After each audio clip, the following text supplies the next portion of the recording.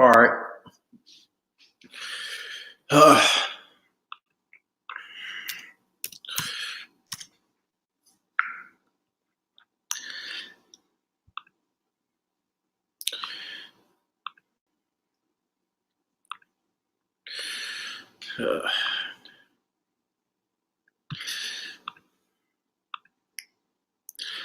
All right. I don't know who he is.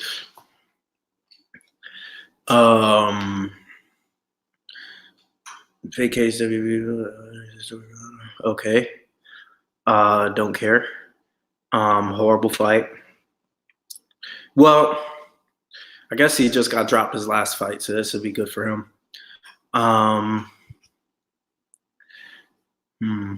Horrible main event. Yes. Yeah, I agree. Who else we got here? Horrible fight.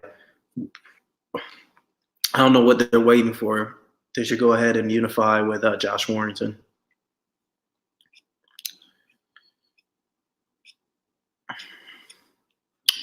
Not a good fight. Pointless step down.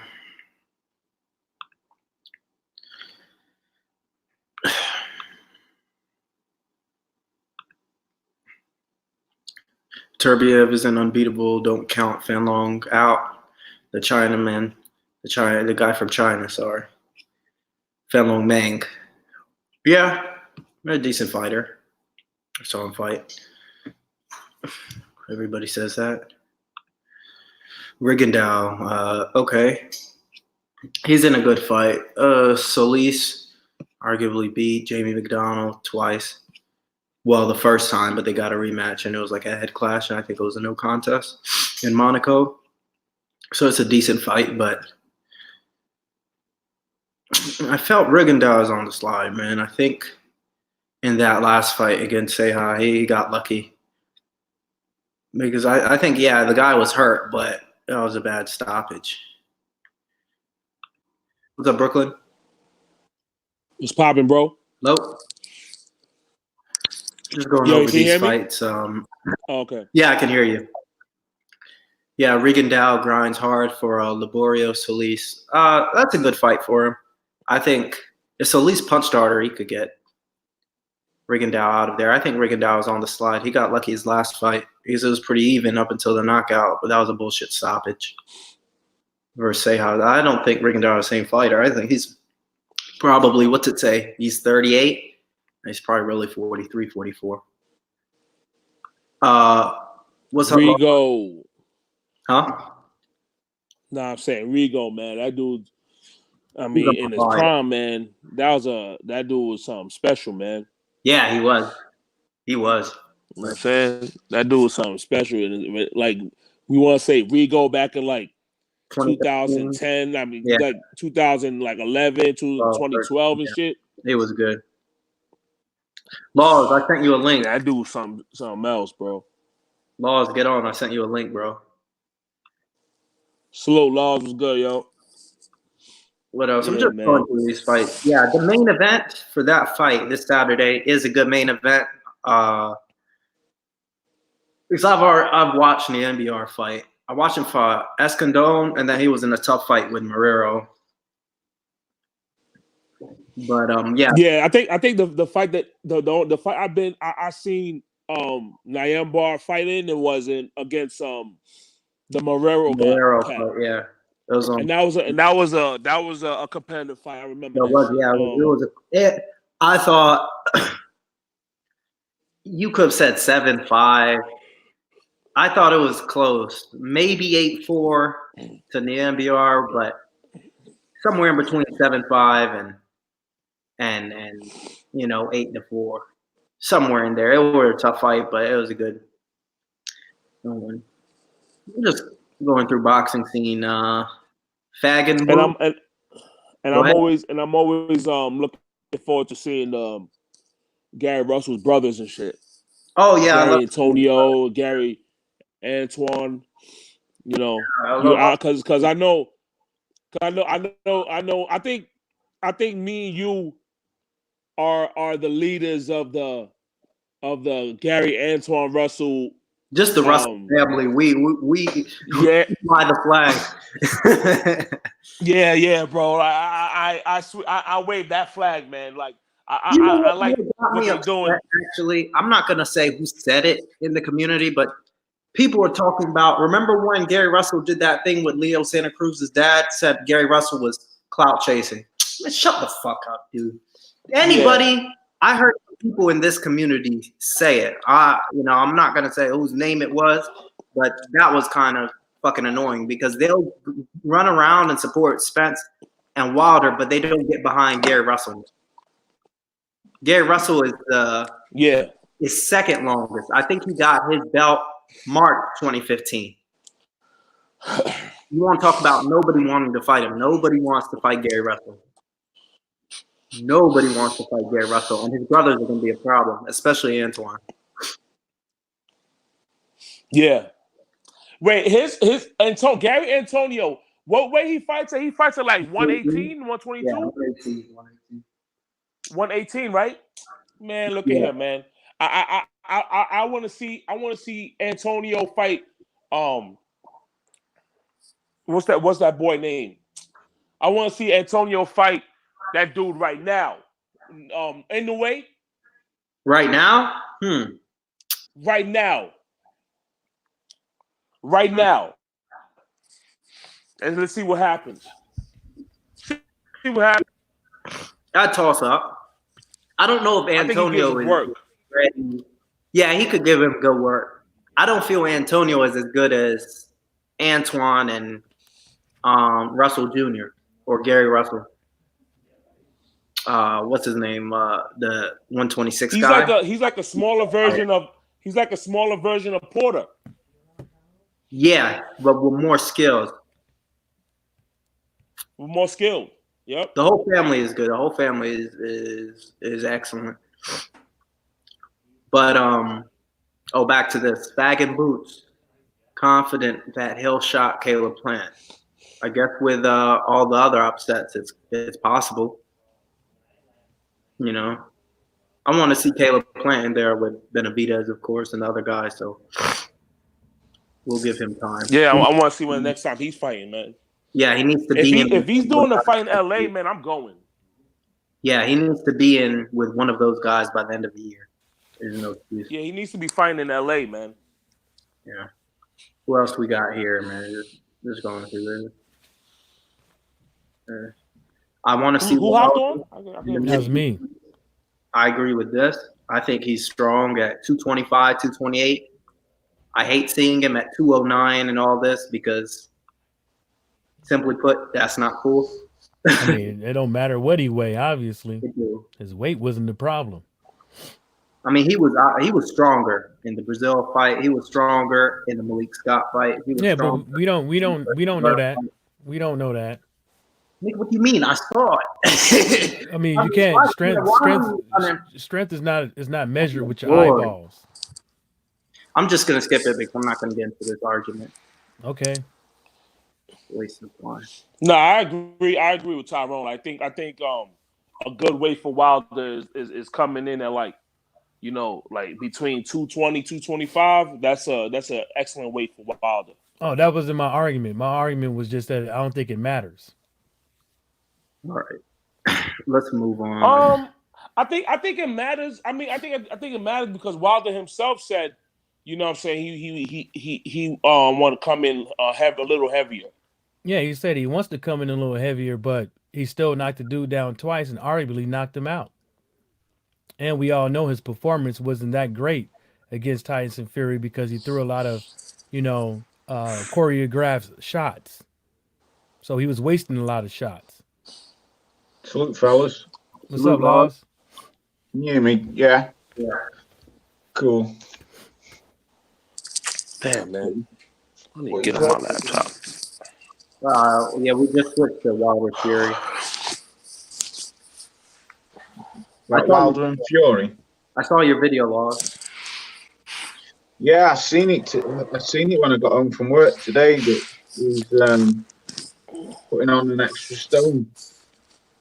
Yeah. Do you think he is going to try and stand there and trade with him, or do you think he's just going to try and box his way around but carry the heavier weight to have more more impact on his punches? I think Fury was in the best shape of his life before the David Haye fight got pulled off. Yeah. Since then, he's never been as good in shape. No, he's never really had a good physique, has he? That time he had abs, he was lean, looking decent, but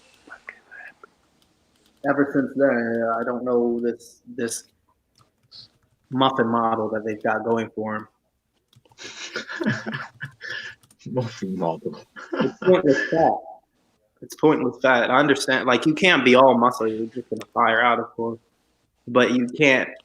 I mean, the fat doesn't help the excess fat. Just obesity, really. I don't think it necessarily is going to be fat, but it's just weight. It's weight, period. You know, something called kinetic energy. It's just weight, period, behind the punch. Yeah, I'm jump off and jump back on. And All right. you know, All right. he did come in at 17 stones, 8 pounds, against Klitschko, and fairly, hopped around the ring and stuff like that. But 270, he's gonna be weighing that. He's going to have to carry that for 12 rounds. Yeah. You know, and if he's thinking about mowing Wilder down, doesn't matter how much you weigh and how much Wilder weighs. All it takes is that one punch, you know. Yeah. And then not only that is you got to be able to move and hit this guy and not get hit. Like he says, the art is to give the hits and not get hit. But 270, like, come on, man. It's like you're gonna be slower. You're going to be fucking slower. Your punches, your jab is not going to be as crisp. It's not going to be. You're not going to be as fluid as you are at 230. 246, 250. That's an additional 20 to 30 pounds that you're gaining. Maybe he wasn't training right. Maybe he was eating a lot and he just happened to gain weight, and that's his fucking excuse. I don't know. But coming in at 270, because your game plan is just to maul Wilder down, you know, you got to always have a backup plan. And if your walking Wilder down doesn't work, then what is your backup plan? And when you can't get past the 6th and 7th round because you have to carry 270 pounds for 12 rounds. So, Yeah. you know. That's where I think he'll struggle, Mike. Around about 8 and 9, if he gets that far. It's not gonna look good. And there's only some amount of muscle you're gonna be able to gain within that amount of time. You know what I'm saying? And then the fat, the muscle to water ratio, and then you got to think about that. It's just like one of those things. Yeah, we know you tall as fuck and it can spread out. But 270 is still too big. You're not going for the Arnold Classic here. You know what I'm saying? So, I think part of me thinks it's a fucking excuse for him not dieting and working out properly. Yeah. Like you say, he's always struggled with weight around his waist, but 270. When I read your comment, I thought, yeah, bang. That's what I was thinking, Mikey. You might start off okay, but then surely that weight's he's got to kick in somewhere through the fight. You can't carry an extra stone. And I don't know, mate. I don't know. I just think it's a stupid fucking thing to do. I'd have come in as light as I could have and stayed on my feet and on my bike. Because if you, in my eyes, coming in at 270, he says he's going to stand there and trade punches with him, and that's why he's brought Sugar Hill in to work on his power of his right hand. I think that's just the most suicidal thing that you could do. You can't stand and trade punches with Wilder unless you can take his right hand away, which I don't think Fury can do that. I think he might do if he was able to stick and move, but not standing there and trading punches with him. I just think it's suicidal. So, so Tyson Fury weighed, and it says career high, 276 pounds against Safri Safari, whatever his name is, right? Yeah, that was And- his first. Yeah, his first And you comeback. can tell, and you can tell that if that guy, if that guy, which I think was like a foot shorter than Tyson Fury, had You know, a little 5 boxing foot skills, short. which I don't think he had any boxing skills. You know, he could have easily danced this dude all the way to 12 rounds, and then look at his last fight. Yeah, salute. Well, Magic Man, hedgehog and chips 5 times a day. Fucking hell, Will. Yeah, I think I don't know, man. There's no way I'd have come in a stone heavy because he said he was 18 stone 4 when he fought him the first time. Now he's going to be 19 stone 4 pounds. Yeah, like when I think about that situation, you know, with Fury, like this whole thing, like, oh man, he's been out of the ring for 2 years and he was out of shape. This, that, third. Man, that dude was in fucking shape, dog. And that going into that fight, bro, that man was in shape. You know what I'm saying? That man was in shape. He looked in good physical condition, bro. I mean, for Tyson Fury, you know, Tyson Fury, his body type. He's probably never gonna get like be all defined and shit like that. But that man was in shape, man. And this idea, like, oh, like put it out there, like, oh, Wilder struggled against a guy who came out of the ring, who's out of the ring 2 years, and this, that, and third. But then you forget about the 2 freaking tough fight he had. Okay, these guys they wasn't matches for him, of course, but at the same time. They wasn't matches for him, but at the same time, you don't forget the training camp. Honestly, Exactly. The training camps is more important than the actual fight. When you think about it. Yeah, he stayed in shape, Brooklyn, the whole 12 months. Of course, Because he had the 2 warm-up fights, and then obviously the fight with Wilder. But he never came out of camp. He stayed in 3 camps. He did 3 camps, one after the other. So yeah, he was in shape. Might have not looked physically in shape, but in his body, he was in shape. But yeah, so Tyson Fury, he weighed okay, let's put it like this. The Tom Shorts fight, he weighed 263, right? Yeah. how much did he weigh in? How much did he weigh in for Wilder? No, I'll get there. Oh, go on then, Mark. Oh, I ain't even got there. He weighed 263. This is after Wilder. Tom Schwartz, he weighed 263, right? Otto Wallins, he came in at 254. So, you know, he went up. He went 63, went down to 54, and now he's probably going to gain an additional 20 pounds. Wow. That's some weight, that. It said in that thing that I did to that video, it said on the website that against Wilder, he was 18 stone 4 pounds. 256.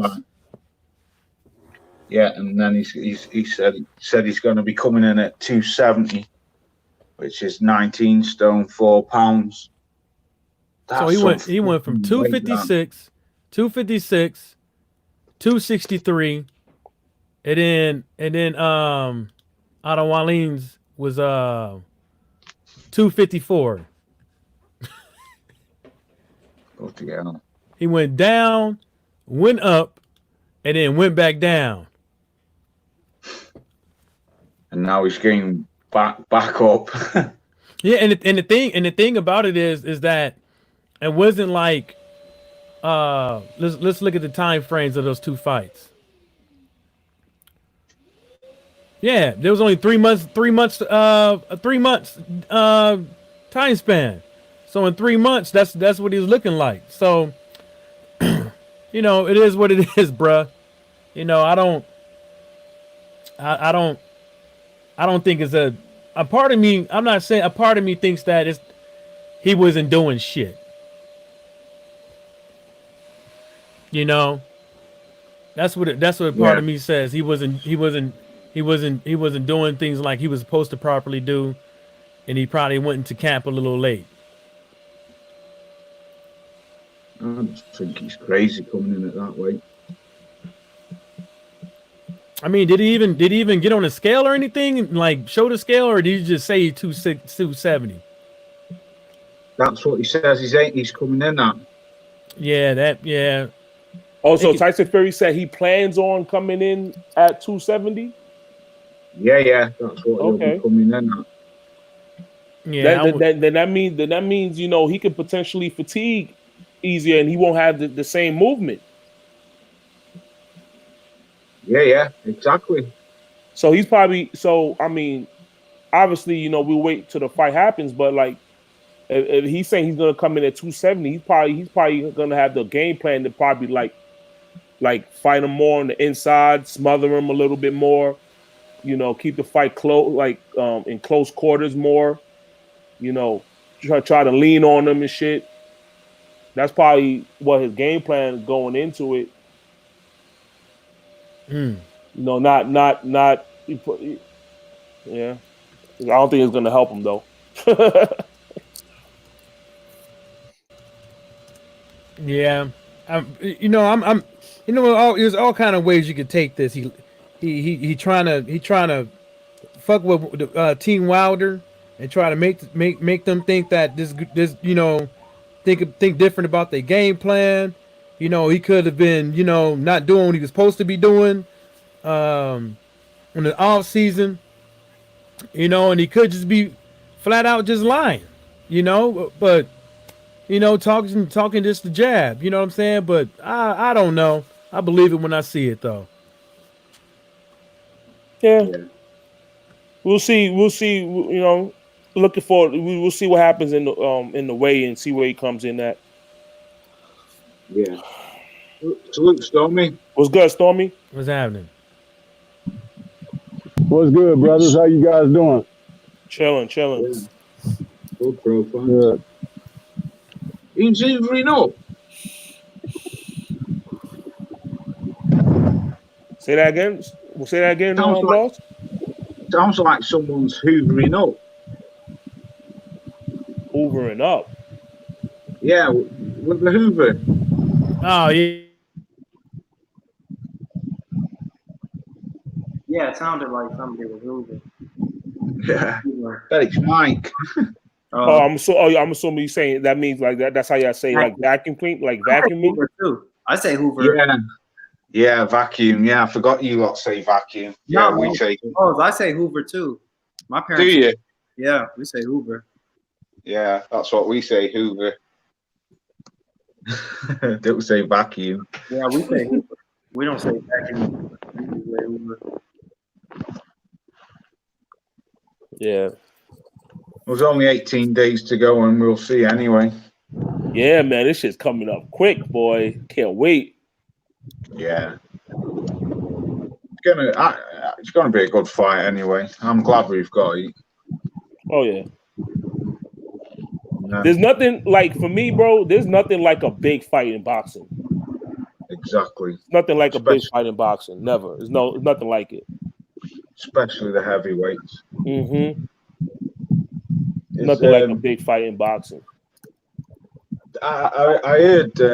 I don't know whether it's true. I forgot. I seen a channel on YouTube the other day saying that AJ's been given permission now, hasn't he, off the WBO and the IBF to fight his mandatories one after the other. Didn't I tell you that man ain't getting stripped? Yeah, he did, Mike. Yeah. I told y'all they's not about to lose out on that money. Yeah. So he's going to fight Pulev first then, is he? Yeah, because, remember, Alexander Usyk's team, his team came out and said that they in there talking and stuff like that because they wanted first dibs and blah blah whoop whoop whoop. But I was always on the thing that this guy doesn't look like he's even remotely ready to take on his. Yeah, it looks lucrative to take the fight because he looks like he's vulnerable now, AJ. But it didn't look like that was something that they were going to take before that because they weren't talking about it until after the fight. That's when they start saying they want to pursue it and stuff like that. But at the end of the day, I think what's happening is that they're taking step aside money. Yeah.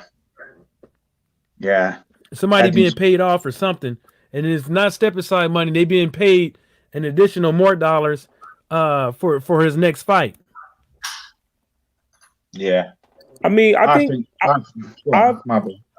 saying, like, I've heard Mike say this in the past, and I've always agreed, like, maybe deep down inside, like, they just understood that, like, they wanted to see like another fight, which is understandable. Do another fight before you step up to that class. You know what I'm saying?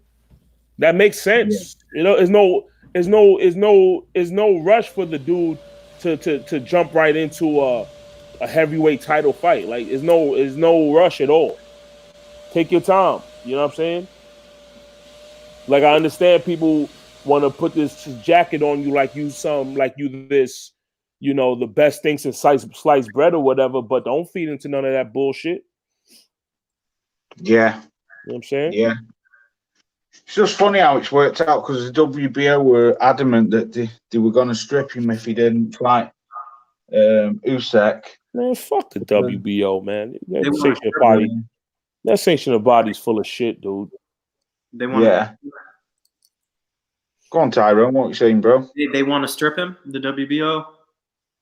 They said they were going to if he didn't fight. He's mandatory, but I was thinking similar things along the lines of, well, he's going to take the IBF because that was his first belt, what he got, plus the IBF are more stricter.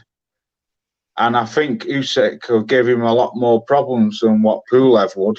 Because I think Pulev's he's been too inactive and he's too old. Whereas Usyk, Pulev get murdered. But first of all, I think the WBO needs to shut up because let's see if he gets past Chisora first, Usyk. Because I think Chisora. Listen, if I'm training Chisora, I'm just going to tell him go in there and just start winging punches. He can't hurt you. Yeah. I've seen Usyk fight more than a lot of people. I saw him fight before Glowacki. The guy, he can't. It's a pity pat shit. I saw him all through the WBS. If I'm in there, if I put my brother in there, I'm just wing. He can't hurt you. Oh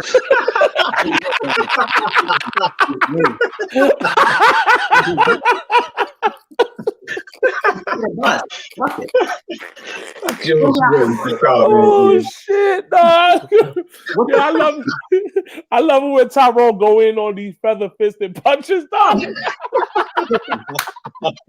Listen, if it was my mom, I'd give her the same exact advice. I just, shit or bust. We're main event. If I take another loss, I'll have 10 losses. Fuck it, just win wide. What's the worst that can happen? You get knocked out. That's not going to happen. Just throw punches. Hurt him. It'll be easy. It's true. The main thing with Chisora, man, he needs to, because I can't really recall if he's fought like a mover. Because one thing about Usyk, he does move a lot. You know what I'm saying? He does circle the ring a lot. You know what I'm saying? Or he does use a lot of angles and shit. So my main thing is, like, has he fought somebody? Yeah, man. He fought Fury. Hay was moving a lot.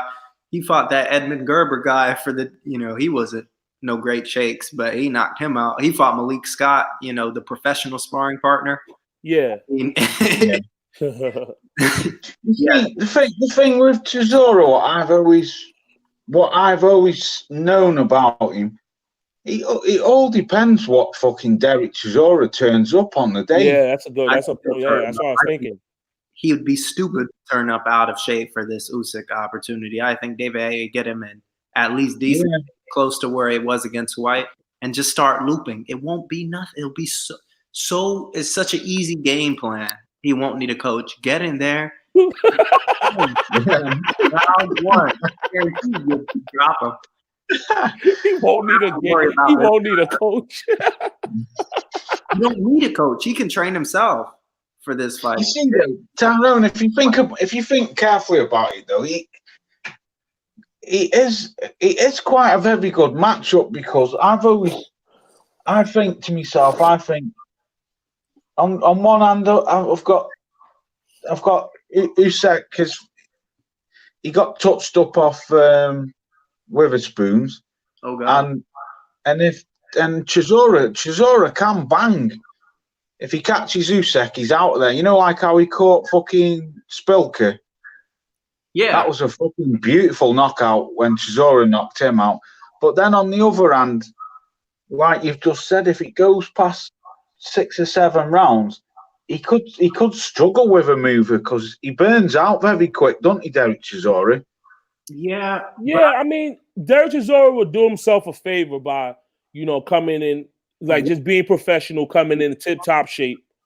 If he comes in tip-top shape and he works on, really cutting off the ring and putting and applying some calculated pressure on him, he could definitely beat him.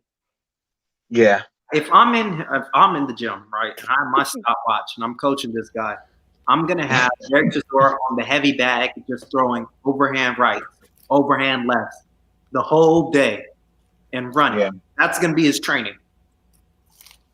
Go ahead. And to be fair, David, he's become a lot better fighter since he's gone under David A's wing. Yeah. I think he's become a lot better. He's not as sloppy. He's still sloppy, but he's not as sloppy as he used to be.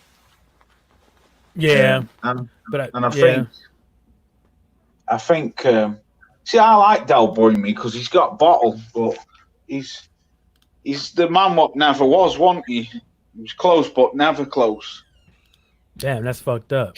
He close, but never close. That's fucked Yeah. up. But this is He was close.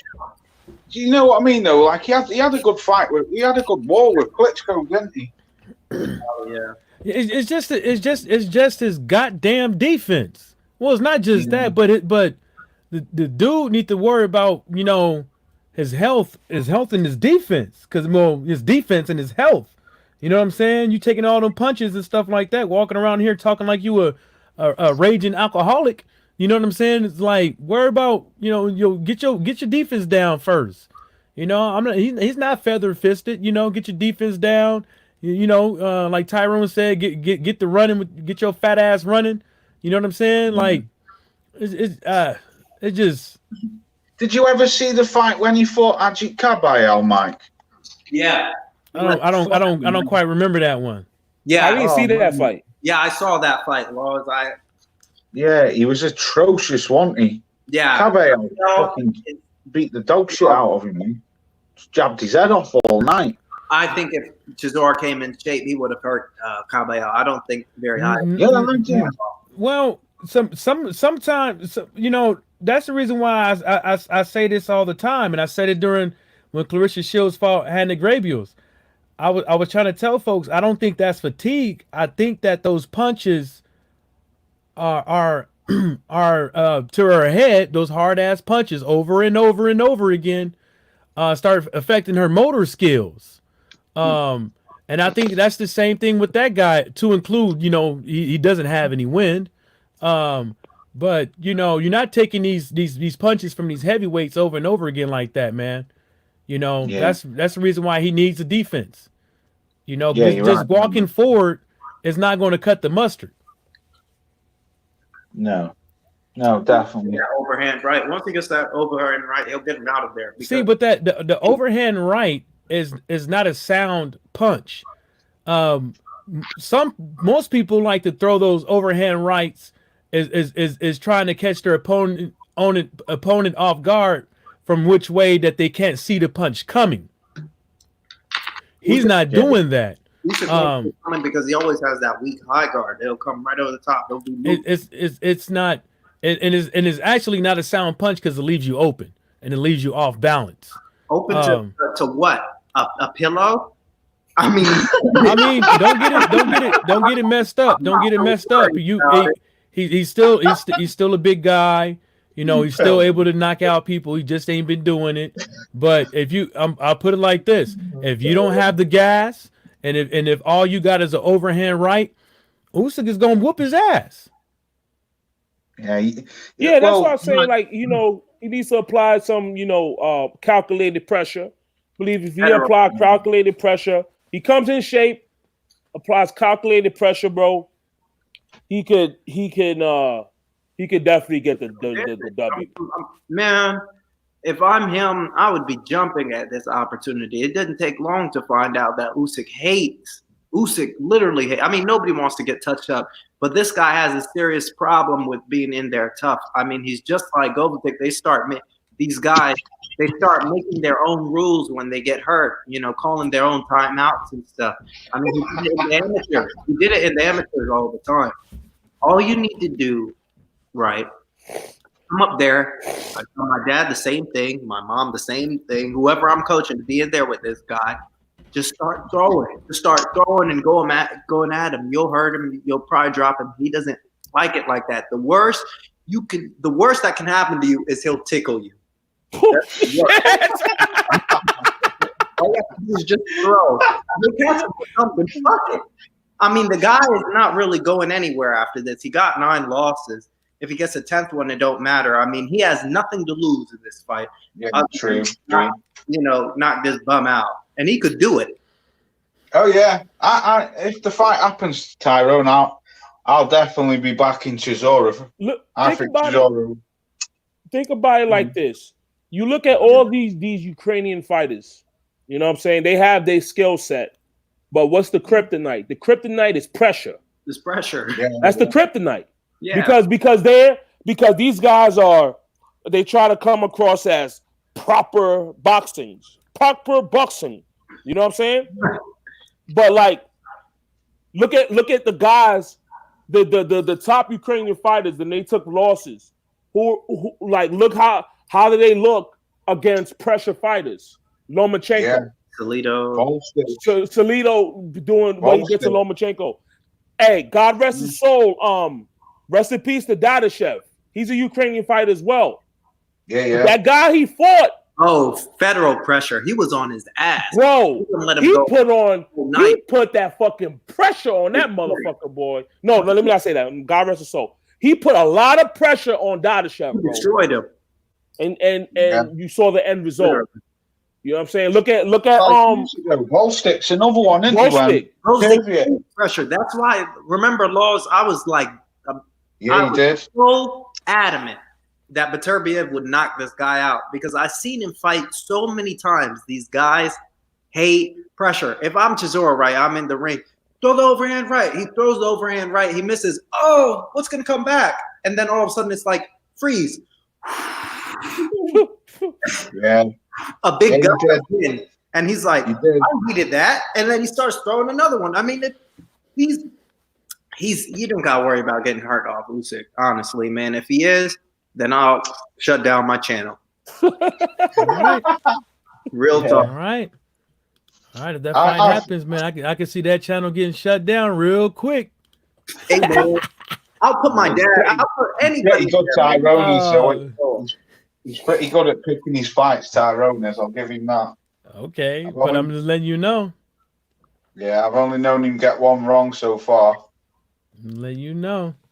I'm just not a fan. I agree with you, Tyrone. I think Chisora will knock him out, and I think he'll knock him out round 4. I mean, Usyk is very good at, and he's pretty. That doesn't work with these bigger guys. Not Charlie Edwards. Oh, Charlie Edwards is the worst. He's probably. He was on TV the other day. There's a program over there about these. Which channel was it on? Healing Hands. He was on Healing Hands Network. Healing Hands. Healing Hands. But these brothers had gone over to America, to New York, and were having a look at this famous jeweler who puts, all diamonds in watches. and then sells them to celebrities and actors and shit like that. Mm. And he was mates with these two jewelers were mates with Charlie Edwards, and they went round his house to sell him this watch for $100,000, and he didn't have the money to buy it. I was fucking laughing my head off. He was like, no, it's too much. It's out of my price range. And as soon as I saw him, just reminded me when you did that, fucking Charlie Edwards. I mean, I'll put Usyk's record up now. I mean, the guy, he has knockouts, but it's kind of inflated. It's guys that he just kind of pressurizes and the ref stops him. But is he, putting guys down like horribly and them not getting out? Was he a Garcia? Oh, a complete opposite. Yeah. Don't get me wrong. Anybody, who have like, I'll jump back on in a minute. yeah. 5 minutes. But people like Usyk though, I just hate pity pat shit, man. Well, that's what I'm saying is that 9 times out of 10 when someone is getting a TKO, that's because somebody has failed to respond due to the punishment that they have been getting.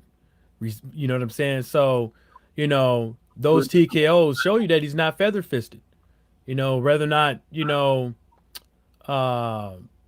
of put him. he's putting people to sleep or he's not. It shows you that, those 17 TKOs, 13 KO to KOs, or how many he got accumulated. It shows you that he's not all that feather fisted. And when you get up in there in the heavyweight division with no defense, you're going to get hurt. Yeah, you might get lucky throwing an overhand right, but there's a good chance that there's more chance of that you're going to get hurt.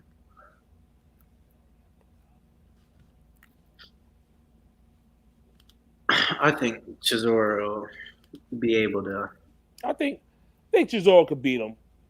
No, I'm not saying he can't beat him. No, I know, I understand. I'm just making a statement. Like I think Chisora, when that fight happens, out and we asking. I mean, if and when who knows? We don't know what's going on.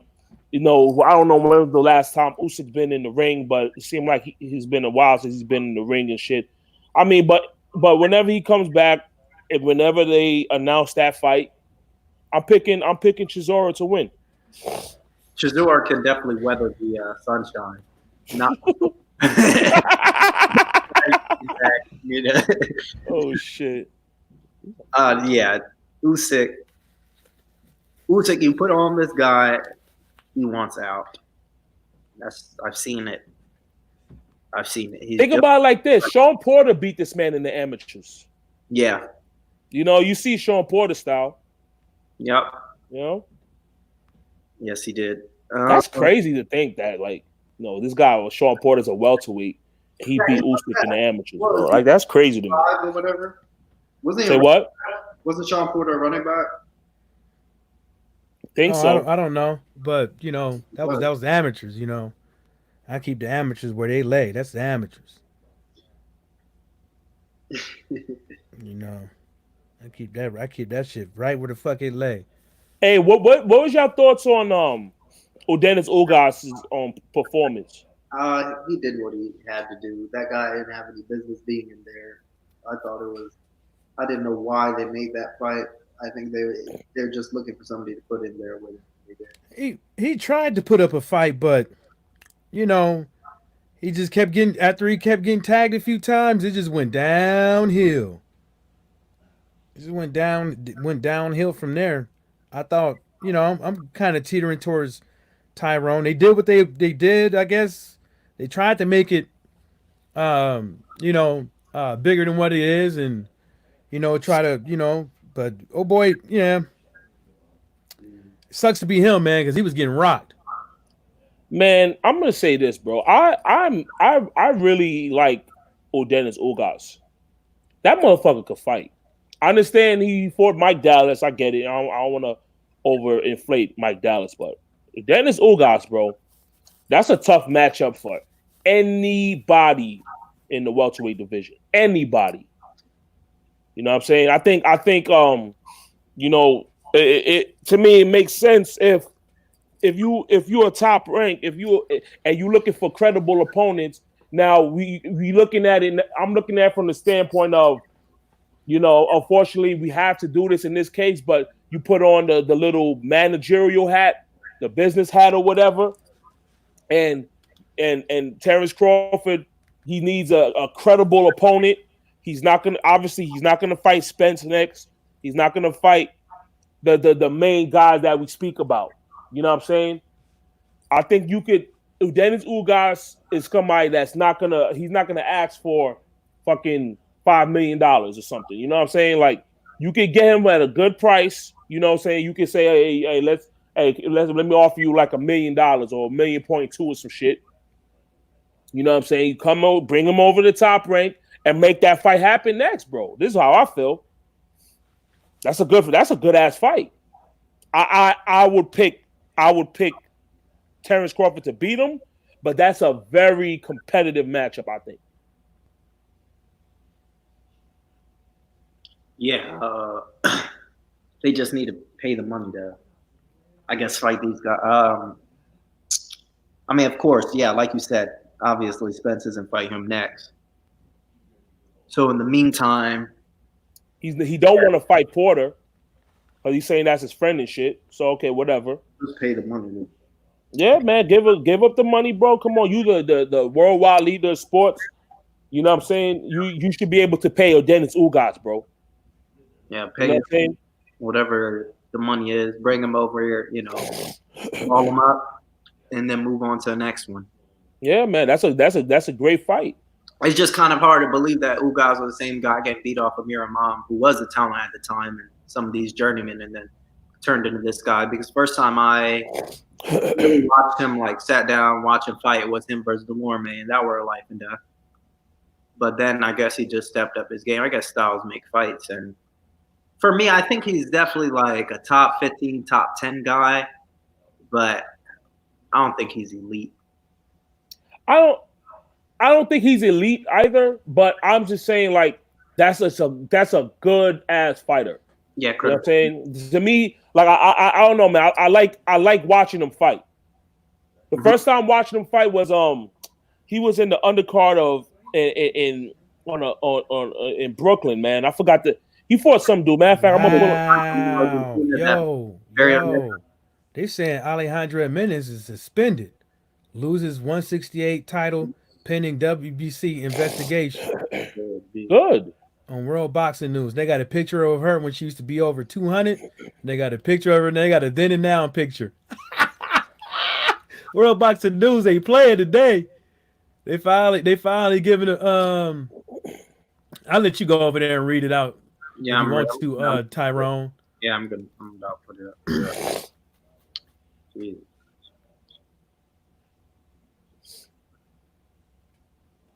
All right. And hold up. Yeah. Before you, because I want to hit on this one paragraph in here. She was 200 and something pounds, and then dropped 40 fucking pounds in her next fight. Is that what happened? Wow. No, I'm asking. I don't know. I didn't know about Jimenez until after the fight. Yeah, exactly. I don't know nothing about the broad or the man. Yeah. But I don't know. To me, bro. First time looking at it, I'm like, man, this looks like a fucking girl. This looks like a fucking guy, yo. Straight up. Yeah, Decepticon. Straight up.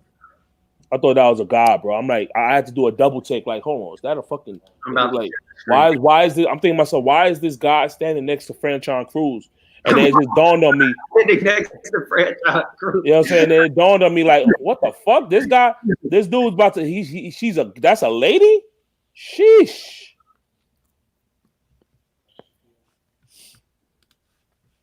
How can people not? There's some people who just take her word for it. Oh, she's, it's been found that she had androgen, in her system. What? Yes. I mean, but that's good though. That's good though. You know, they stripped her. She deserved to be stripped. You failed the drug test. They need to change the decision to a no contest. You know what I'm saying? And keep it moving. I would say butt ass naked, but I ain't trying to see that shit. Oh hell no! Come on. You know nobody knows what's under there. Actually, we have a good idea. Shit. I mean, there's her penis right there. Look at that, pointing out. Oh, you see the bulge or what?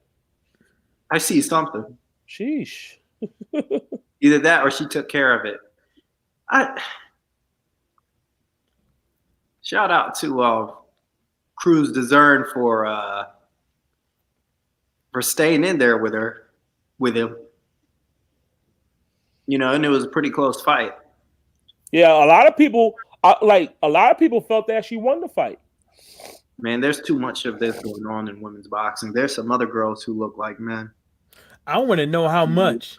I want to know how much was it like Big Baby Miller much? Was it that amount that she had in her, that whatever had in the system, or was it trace amounts? Because if this is true, that they suspending her, and that the belt is going to Franjon, man, damn, that sucks.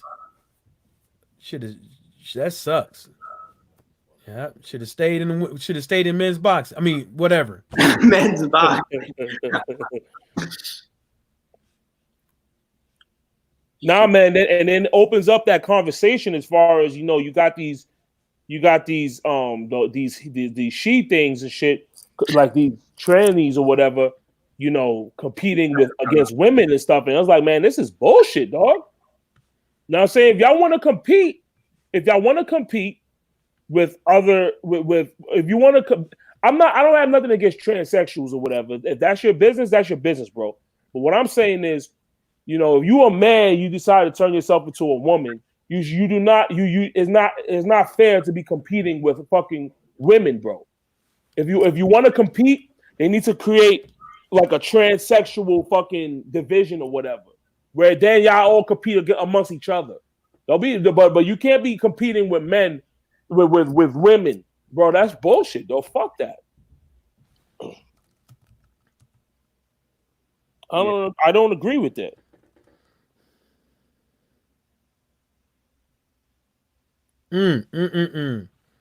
Damn. What else you want to steer the discussion to? What else we've got? It's up to you guys. Whatever you want to talk about. You know what I was thinking about yesterday? Mm-hmm. I was thinking about like Fanon's videos when he be talking about pound for pound lists and stuff. And like, I was thinking about this shit yesterday. It's like there's always this idea that like every time I've seen a pound for pound list, and you see Inoue so high in these pound for pound lists, you know what I'm saying? I'm just thinking to myself, like, these people really think that Inoue is better than Spence, bro. Like, to me, that's crazy, you know.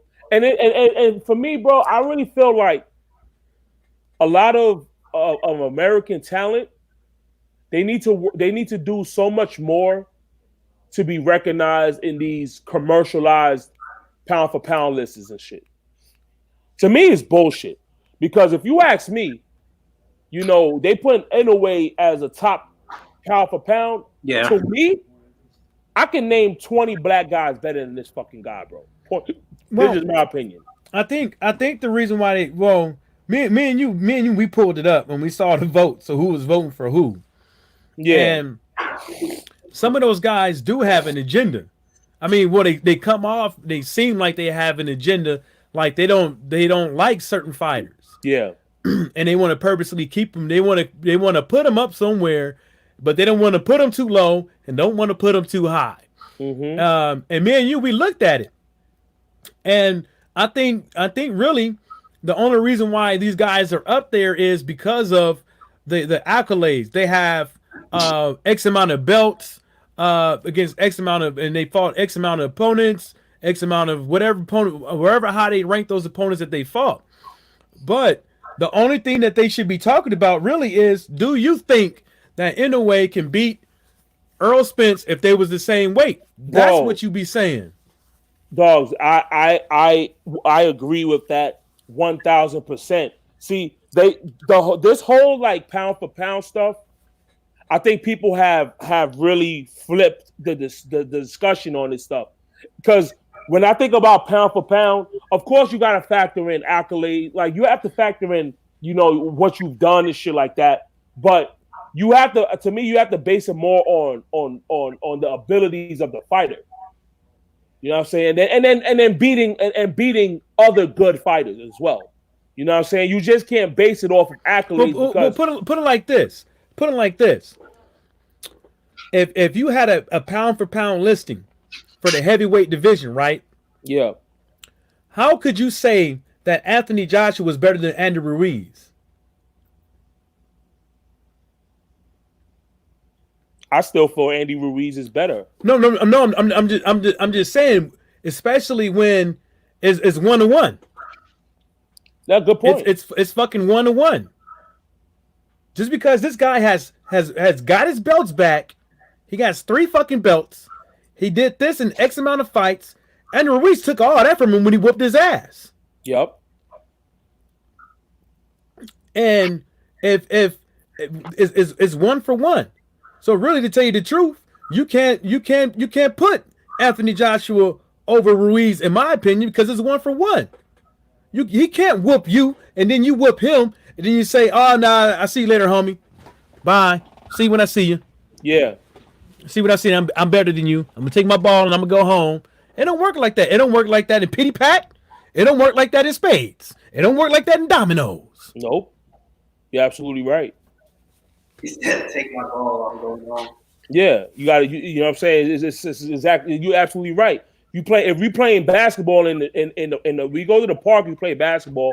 I win, and Mike wins. You know what I'm saying? We gotta settle the score. You know what I'm saying? Exactly. Settle the score, point blank. Man, that's why, like, when right after that draw, it wasn't even a couple minutes. Wilder said, "Let's run it back," and then you see Tyson go to ESPN. Yeah. Yeah, but that right there could have been a whole slew of things, man.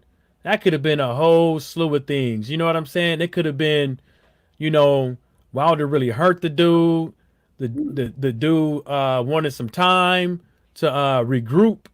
Or it could have been they both made a deal to where, they both just, slide out of the way, make a couple of more dollars, try to make the fight bigger.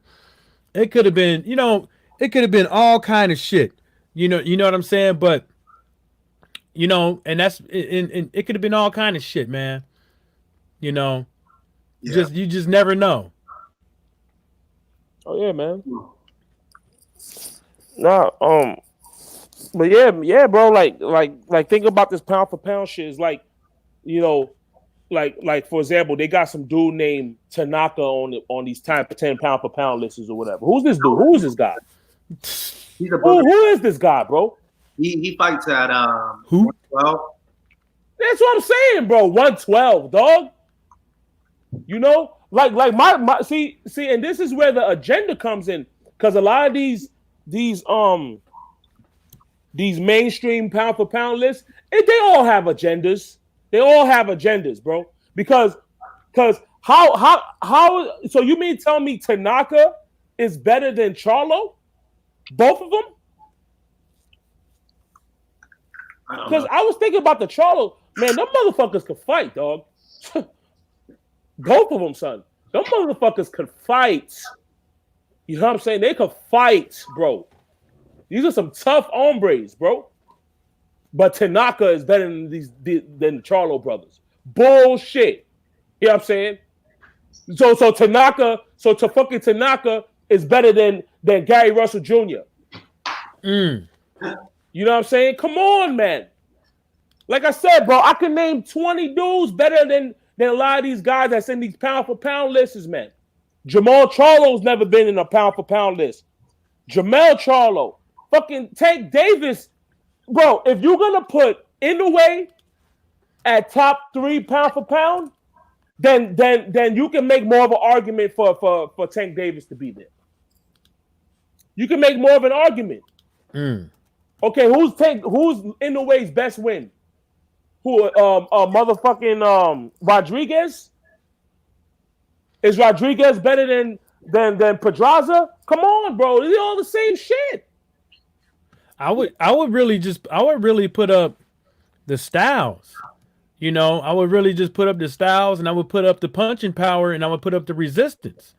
I don't think that Inoue can he just be getting lucky that he's been fighting at these weight classes to where he can get away with doing shit, with getting hit a few times.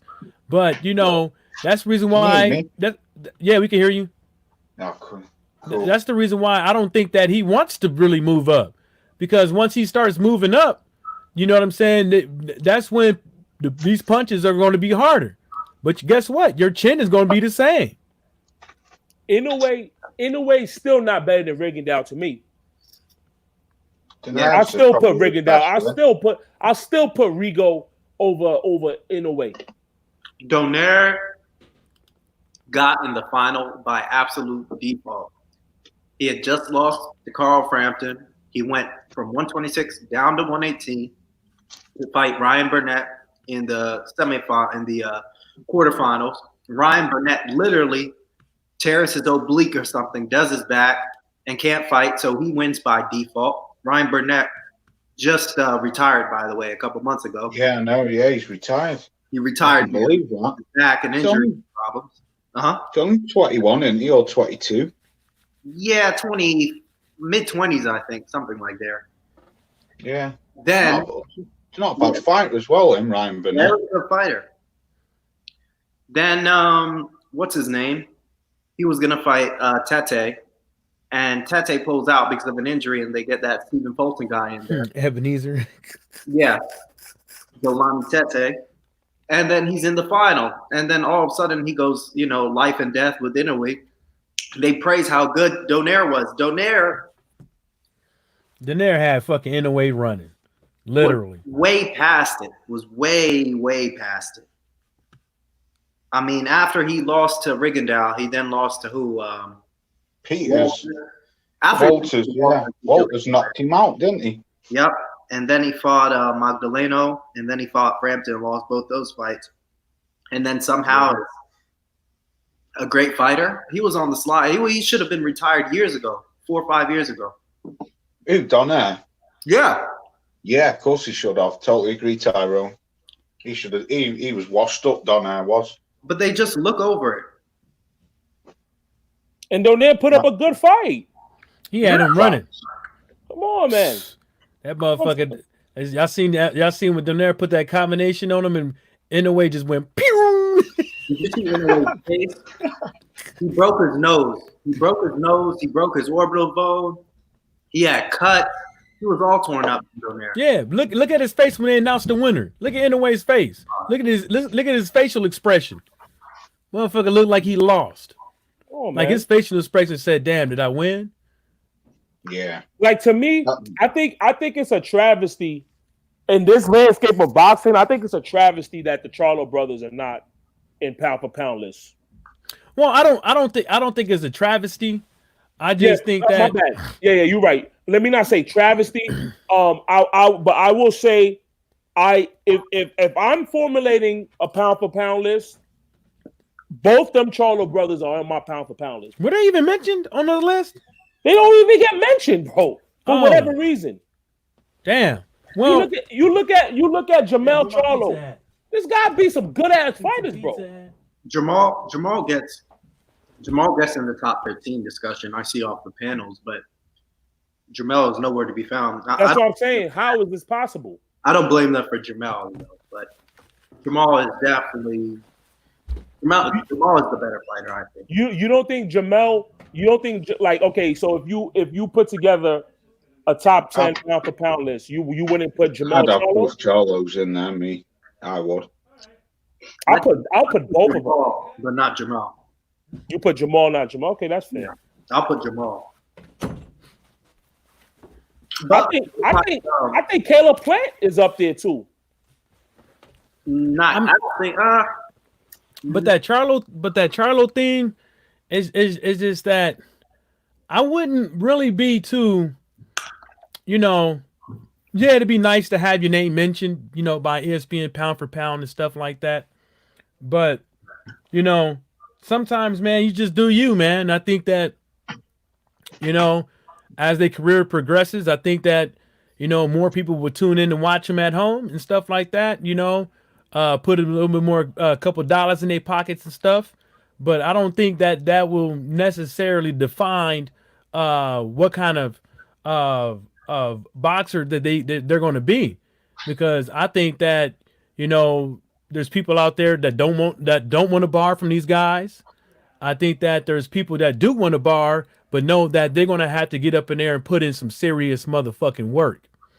So, you know, and that's what, you know, I see it as, you know, they're not like, you know, Rocky Fieldings and shit like that. These guys, right? Them two brothers right there, you know, you gonna have to put in some fucking work, and and it's not gonna be nothing easy, you know. So now when you go back, I'm just like, for me, man, I'm just pointing out the hypocrisy of it all. You know what I'm saying? It's yeah, like, it is, because it's like, you know, listen, everybody has. It's like for example, you'll see a guy like, you know, an Estrada. You know what I'm saying? Okay. Let's say you take an Estrada or whatever. You take his best wins. Is his best wins better than Jamel or Jamal Charlo's best wins? You know, it's just to me, it's just like, it's an agenda, and it's just hypocrisy. You know what I'm saying? This is but then this is what I really respect the LDBC and what they stand for. The whole mission statement of the LDBC, because this is the type of shit that like, you know, this is the type of shit that needs to be pointed out. How the fuck you got these random ass dudes from Japan on these pound for pound lists, but then you have these established black fighters who come on here every all the time, putting up spectacular performances, knocking people out, being excellent opponents, and they don't even sniff these mainstream pound for pound lists. They don't even sniff it. But then a guy from Japan with like 12 fights can get in there. That shit is stupid, dog. Yeah. It's stupid, man. I was thinking about this shit last night. Like, this is some bullshit. It's bullshit. And the Ukrainian whopped up Devin Haney. Say what? And the Ukrainian ducked Devin Haney. Yeah, that's another thing. Fucking in no way is not better than Devin Haney. No way. That's not fucking better than Devin Haney, bro. Devin Haney ain't got no belt. Come on, man. This guy's not better than Tank Davis. This guy's not better than Shakur Stevenson. Tank Davis. Come on, man. This is like, I can name a slew of guys that's better than these dudes, man. In Japan, and this is no offense to Japan and shit. It's just, I'm just pointing out the hypocrisy, bro. You know what I'm saying? Fuck out of here, man. In no way. 100%. That fucking guy's not better than no Charlo brothers, bro. Either one. They were doing the same thing with Chocolatito. Now, granted, I will give Chocolatito like credit. He was fighting like guys like Edgar Zosa, Akira Yagashi when he was, you know, reigning champ. But still, you know, that came all to a halt when Rungvisai knocked him out. But Estrada barely gets a win over Rungvisai, and all of a sudden he's pound for pound. Yeah. It's nonsense, bro. And another thing, yeah. go ahead, bro. No. I just said it's nonsense, but you go. No, say another thing is like, people need to understand, just because you have a fucking belt don't make you good and don't make you great. Facts. Sometimes it just makes you very unfucking lucky, because you're about to be made and played the fool. You're about to be made to play the fool. Saddam Ali. You're about to get knocked smooth the fuck out, and the motherfucker is gonna act like they did something off of your name, but you were just set up to fail. Saddam Ali comes to mind. All right, now. So that shit sucks, man. Yeah. You know, Yo, bros, I'm going to dip because it's 12 o'clock at night over here. All right, no doubt, bro. all right, homie. I've got to be up at 6 in the morning. Y'all talk about that Keith Thurman WB no. I don't even know what's up with that. Like, I mean, No. I don't know. Right, I'm gone. Peace, brothers. I'll catch you soon. peace out, Laws. Talk to you soon. All right. Yeah, peace. buddy. Yep. No, I don't know what happened. What happened? He's like, you know what everybody say about it? WBO no. I guess he tried to like downplay the belt, like it's worthless or something like that. But you know, at the end of the day, you know, you just need to figure out who you're gonna fucking fight. You know, Keith Thurman. I mean, yeah, you still kind of got some buzz over here still, but people are forgetting about you now. Yeah. So, you know, people are forgetting about you. You know, you just got your ass whooped by a little Filipino man. So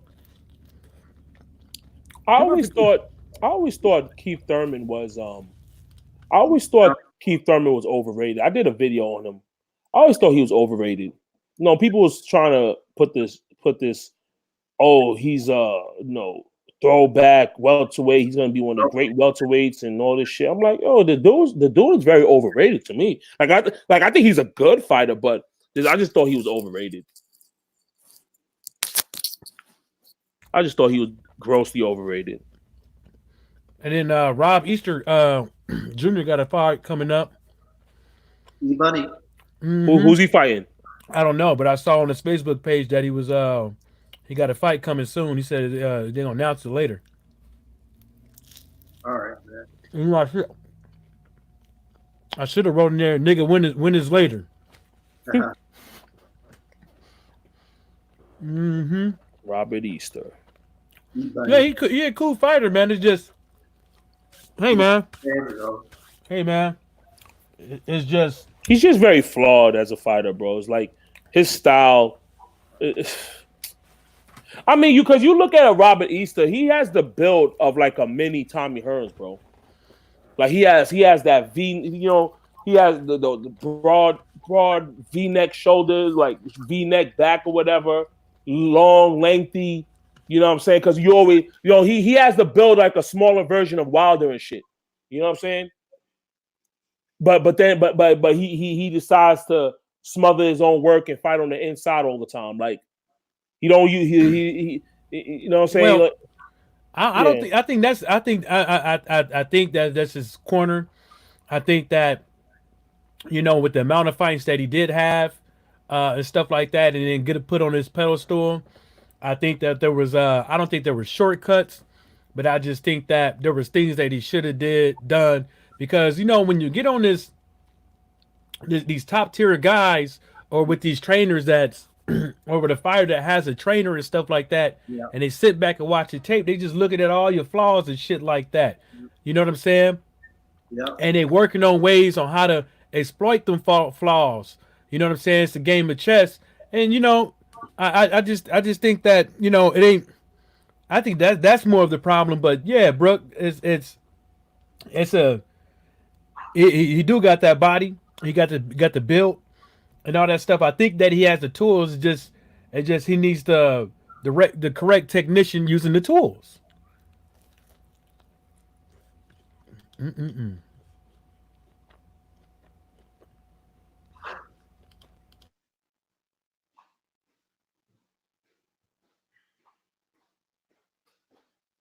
Shoot, who came off? Brooklyn. Yeah, Brooklyn. Go ahead. You were saying. my bad. Like I was just saying, like you know, with his attributes, if he hasn't figured it out now, he's never gonna figure out. That's his style. That's what he is. I mean, he comes to fight. He got heart. You know what I'm saying? He's definitely, by no means is he a boring fighter or anything like that. You know what I mean? But I do feel he makes it harder for himself. I definitely believe that. But, you know, see what happens. Yeah, Keith Thurman he has like the Eubank effect on me, because man, Listen, Senior or junior? Junior, we lost money. I know a couple guys lost money betting on Eubank versus Groves, and we just kind of went off him because of that. Same with Thurman. Thurman, I still can't believe how he. I don't know how. I mean, I don't know how he lost to Pacquiao. He should really do some soul searching, man. Yeah, I thought Thurman, and that was like one of the first times where I actually was rooting for Thurman. I actually was rooting for Thurman because I know you've said this before. I agree with you, Tyrone. As far as like, I want to see Pacquiao go. You know what I'm saying? Like, I want him out of here, man. yeah, bro. It's like, come on, bro. It's like you were a part of that fucking Mayweather era and shit. You know what I'm saying? Stalling boxing fans with the foolishness. Is like, dude, just go, dog. You know what I mean? He's not B-Hop. B-Hop, I felt when he was a fighter, of course. He's not. He didn't need the PEDs to go up in weight classes. You know, he was kind of respectable, but with Pacquiao, it's like, man, he's like the Walking Dead. You know, it doesn't stop coming back. Like somebody needs to like get this guy out of here, really. But shoot, what else were we gonna talk about? About that article on Boxing Scene. Sorry for changing the subject. No, you good, bro.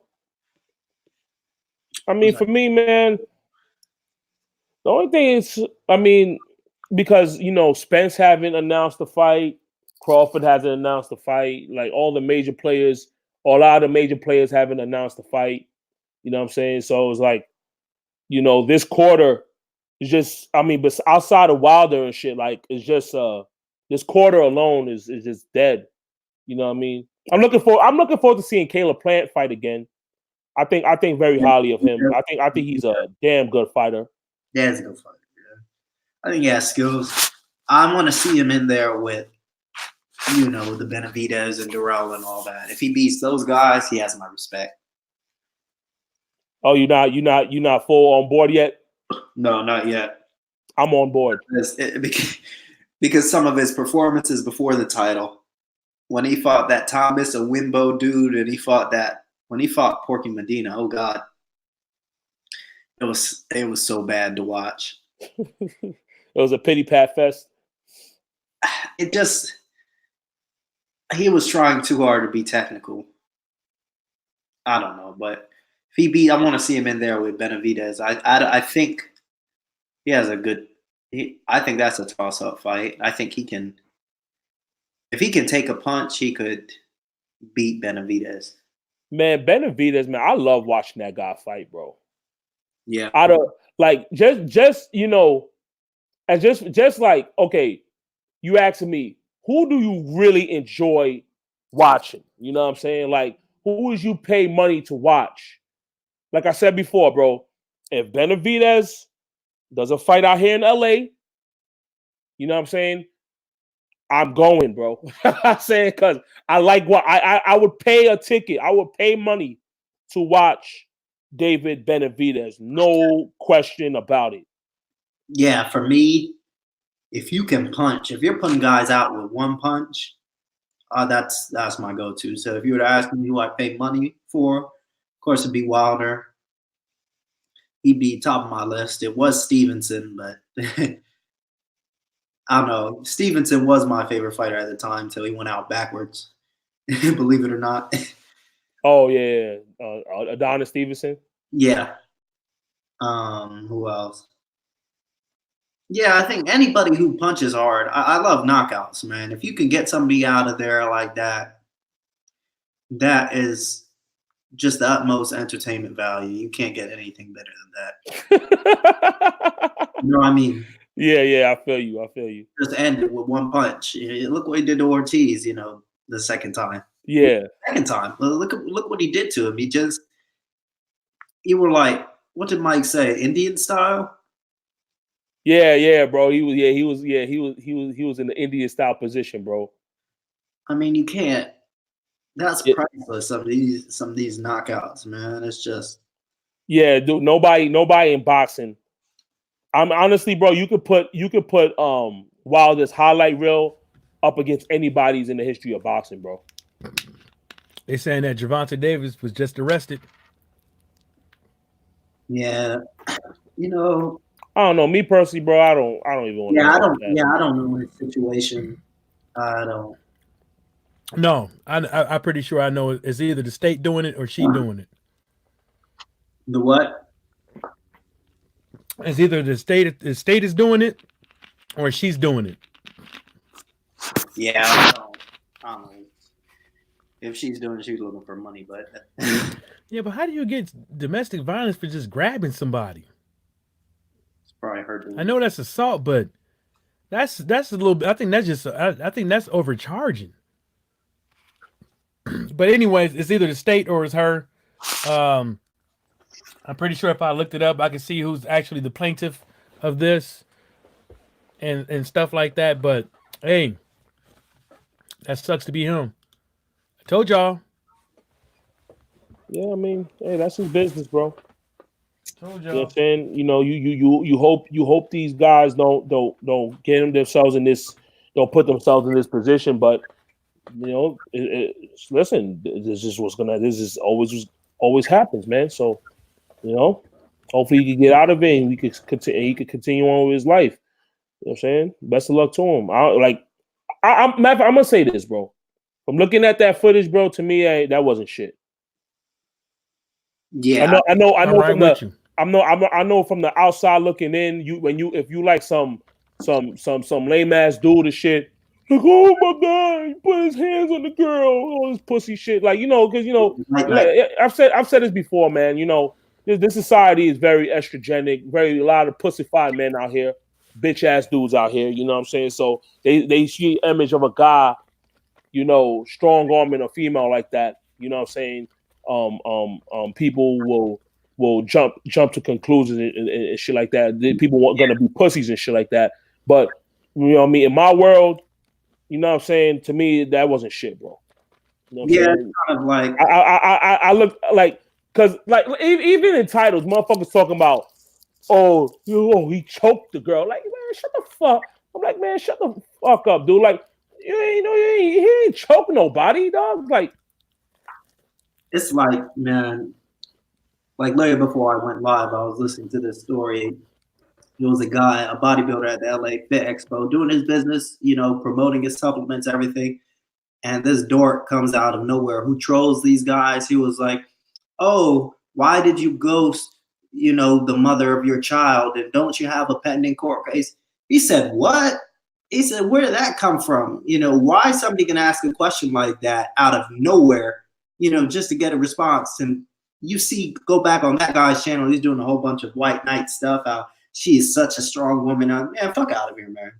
You don't know nothing about that situation. That's the dumbest thing to pull up, especially when they were talking about being fit and, you know, selling supplements and shit like that at an expo. You're going to come ask him about some girl that you can't get and you want the leftovers. So I don't know, man. Some people are weirdos out here.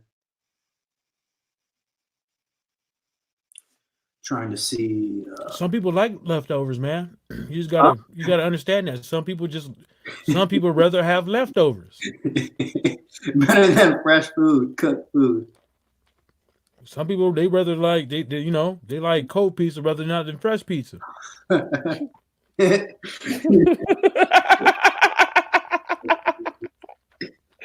And some people like cucumbers pickled. I mean pickles, you know, cucumbers pickled. They like the pickled ones.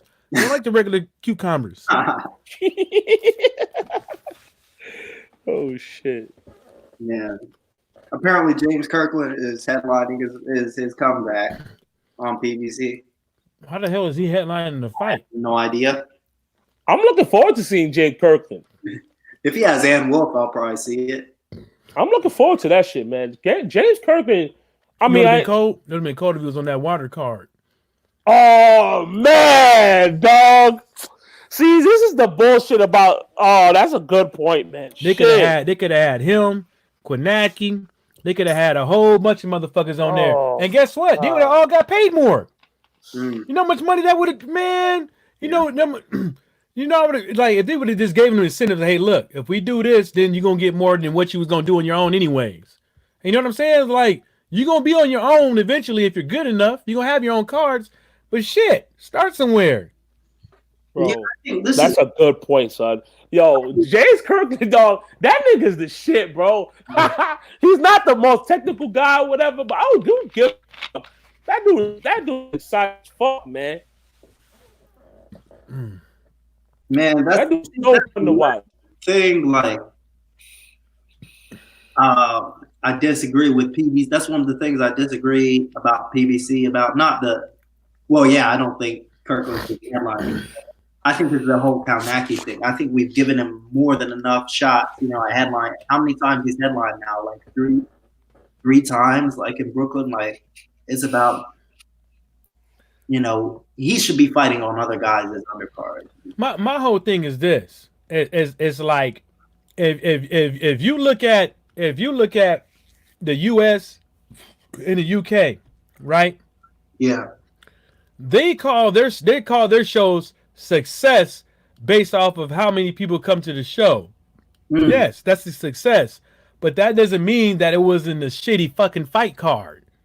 Right. They're not talking about not the level of excitement, not how many tickets are sold. I'm talking about the actual night being a success based off the performances and the matchups in the ring. In the UK and everywhere, they base that off of money, even over here. But obviously, actually, when I look at their cards, it's just the same thing as ours. And more, and 9 times out of 10, it's even fucking worse. Cause can't nobody on those goddamn cards I even know their name, and sometimes I can't pronounce the shit. Mm. You know what I'm saying? And when you have an Adam Kornacki in his own fight, that's the same thing as Dillian White having his own fight card. Really, to tell you the truth, they're really on the same fucking pedestal. Really? When you look at it, who beats who? Kornacki or White? Who wins that one? You know what I'm saying? Yeah. And I was trying to find this thing that I commented on earlier because I was kind of pissed off. Yeah. How do you go back and look at your past comments on Twitter? I don't know. Unless that motherfucker took it down, because I thought that was the stupidest thing I ever heard in my life. Was it something about White can beat everybody except AJ? No. Something like that? Nah. This was blatant. This was blatant. It was like, was it Michael Benson and you got Michael Coppinger, right? Yeah. Maybe it was him. They Mike Coppinger, right? I mean, this is my thing with these two guys. Why the fuck? How and why does people have the need to give them all the information? You know what I'm saying? That's out there. Like, why is that? Mm. So Mike Coppinger basically said that big numbers for ESPN Plus and Top Rank, which streams a lot of his best fights on the service. And I'm like, so would you would Top Rank? Because that's the only people you talking about? Yeah. Huh? So are you with them? Payroll. Because at the end of the day, you failed to realize and say all these other promoters around here. What about them? And then you kind of making it seem like the success of ESPN is based off of Top Rank because they're the only ones you mentioning. Yeah. They're the only ones you mentioning. Now it says on there that ESPN Plus got 6.6 million subscribers. But guess what? That's just in the US. That's what they say. 6.6 million subs on ESPN Plus. Yep.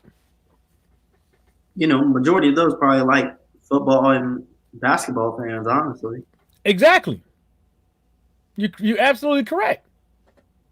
They're not most. I think they even play poker on there, right? yeah, they made a big deal about the archives of old games. That's I know. That's because I know some people who have it just for that. But I told them, "Are you watching the fight on there?" They said, "What? They've got boxing, huh?" Yeah, and then the I think the big boost came because of Disney. Hmm. You know, you get the package deal. You get Disney, ESPN, Yeah. and Hulu. The total package. Yeah, same thing. Like with Hulu, I've got what I got no, Spotify. I've got Hulu and Showtime.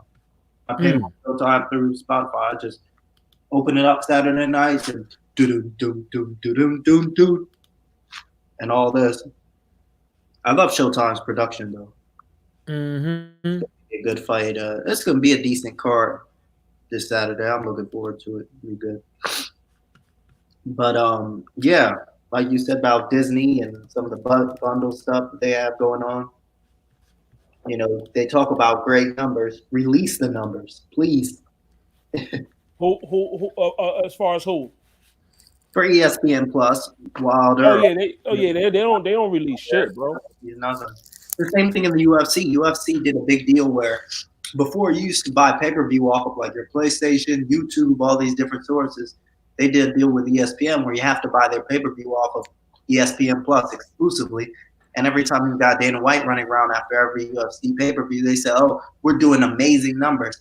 I mean, UFC 236 was like a barn burner. That was a great fight. They said they only sold 100,000 pay-per-views. You know, they're used to selling at least 500,000, sometimes a million, depending on the fight. It seemed like they do a pay-per-view every month. They do. They do, huh? They do because they've got one. Yeah, they've got it about every month. If not that, 8 times out of the year. Yeah, laws be saying it's like every month, sometimes twice. They got it next month. They've got it this month. They've got it next month. They got it. Let me check right now. And then Billy Joe gonna have a fight, so that's gonna be one too. That they're gonna put on pay-per-view In the UK, In the hell UK? yeah. shit. Hell yeah, For they gonna Billy make Ho? it $25, $30. Hell yeah. Wow. They gonna make their motherfucking bread. Yeah, they had McGregor. That was January. Then they got one in February. Then they've got one in March. Then they've got another one in April. Yeah, it is fucking every month. I know John Jones. I saw a thumbnail of John Jones. He's gonna fight soon. Yeah, he's fighting some guy who took a- Yeah, as far as like UFC and shit like that, I will consider myself very, very casual. I will consider myself a casual UFC guy. And but now I could be wrong. You know what I'm saying? Maybe guys are more experienced with seeing other fighters and shit. But to me, John Jones is the best motherfucker in the UFC, bro. I think so. Yeah, I think John Jones is probably the best fighter in there. I'm See. tired of people telling me that McGregor or that Muslim guy. You know, no. John Jones has been doing it since 2010. I don't care if you dig up, you know, guy who rides a camel from the cave, or McGregor, you know, somebody out of some, you know, Irish pub. Nah, John Jones is the man over there. Yeah, bro. I think John Jones, that motherfucker could fight, dog. The only thing is just it's unfortunate about John Jones is like because he's had so much, you know, PED stuff. You know what I'm saying? That's the I mean, so it's like I'm like, so it sometimes it have you conflicted, like, damn, bro. It's like you see this guy, you know, he's so good and shit like that, but man, though, he has all this PED stuff, man. So it's like, you know, sometimes he have you conflicted, you know what I'm saying? But just basing everything, but basing what you just see from the eye test, for me, man, John Jones, that's a bad motherfucker right there, bro. Yeah, I stopped watching after a while because I just got fed up with all the silliness, with the whole Reebok thing and all that stuff. I was just like, man, I feel sorry for these guys because it was a good look for the fans and stuff like that. When everybody had their own thing going on, you know, you go to school, somebody got on tap out, somebody got on affliction. You know what I'm saying? Yeah. So it was kind of like, you know, and then it had a different vibe. You know, then the whole thing with Nate Diaz, and I just said, man, I'm not watching this shit no more. What But happened you know, with Nate Diaz? well, with Nate Diaz, it's a lot of things that happened with him. But the time I was thinking about coming back watching Nate Diaz, the UFC was basically, they put out that Nate Diaz didn't want to fight nobody, he's holding out and blah blah blah whoop, and that wasn't the case. He was in litigation. The motherfucker legally couldn't fucking fight, and Dana White and everybody knew that shit. And they set up there and they was telling everybody this motherfucker don't want to fight. Oh wow! And they knew, and that's when Nate Diaz had to actually come out in front of the fucking camera and tell it like it is. And motherfuckers were like, "Ooh, my bad." And then John Jones, he always gets shit. Well, he deserves it. But even people, they sit up over here and they talk about his fight game. Talking about, oh, he blinks a lot when he's doing this. And a lot of fighters fucking blink. A lot of fighters close their eyes. A lot of fighters fucking flinch. There ain't a fighter around there that ain't never flinched or blinked or closed their eyes in the fucking fight. You know what I'm saying? And he's like, oh, you can never be untrained from doing that. I was like, motherfucker, you get up in there. I bet you close your eyes as soon as you see that fucking fist coming. You would purposely go to sleep. You know what I'm saying? So, you know, he's a good fighter. He could use his elbows. He uses his shoulders, uses his feet, the bottom of his feet, the top of his feet. Everything is very limber. He's very agile. And I think all that combined with his height and athleticism has got him to the point to where he is. Because I always told folks, man, you know, you got to be a rounded athlete. You can't just be the strongest motherfucker in the world. You got to be the quickest too. Then with the quickness, you gotta have some flexibility. Then with all that stuff, you gotta have some power. Then with all that stuff, you gotta know how to be able to wrestle, to avoid the takedown and all that other shit. So, you know, and when you look at a lot of fighters, you know what I'm saying? The motherfucker is a total package. Sorry to say it. Y'all hoes, you always gonna have them guys come out there, that the MMA experts and stuff like that come out there and don't like my opinion or whatever the case may be. Well, until the nigga loses, I rest my case.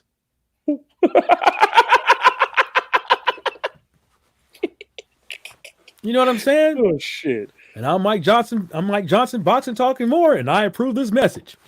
Fucking cocksuckers. Oh God.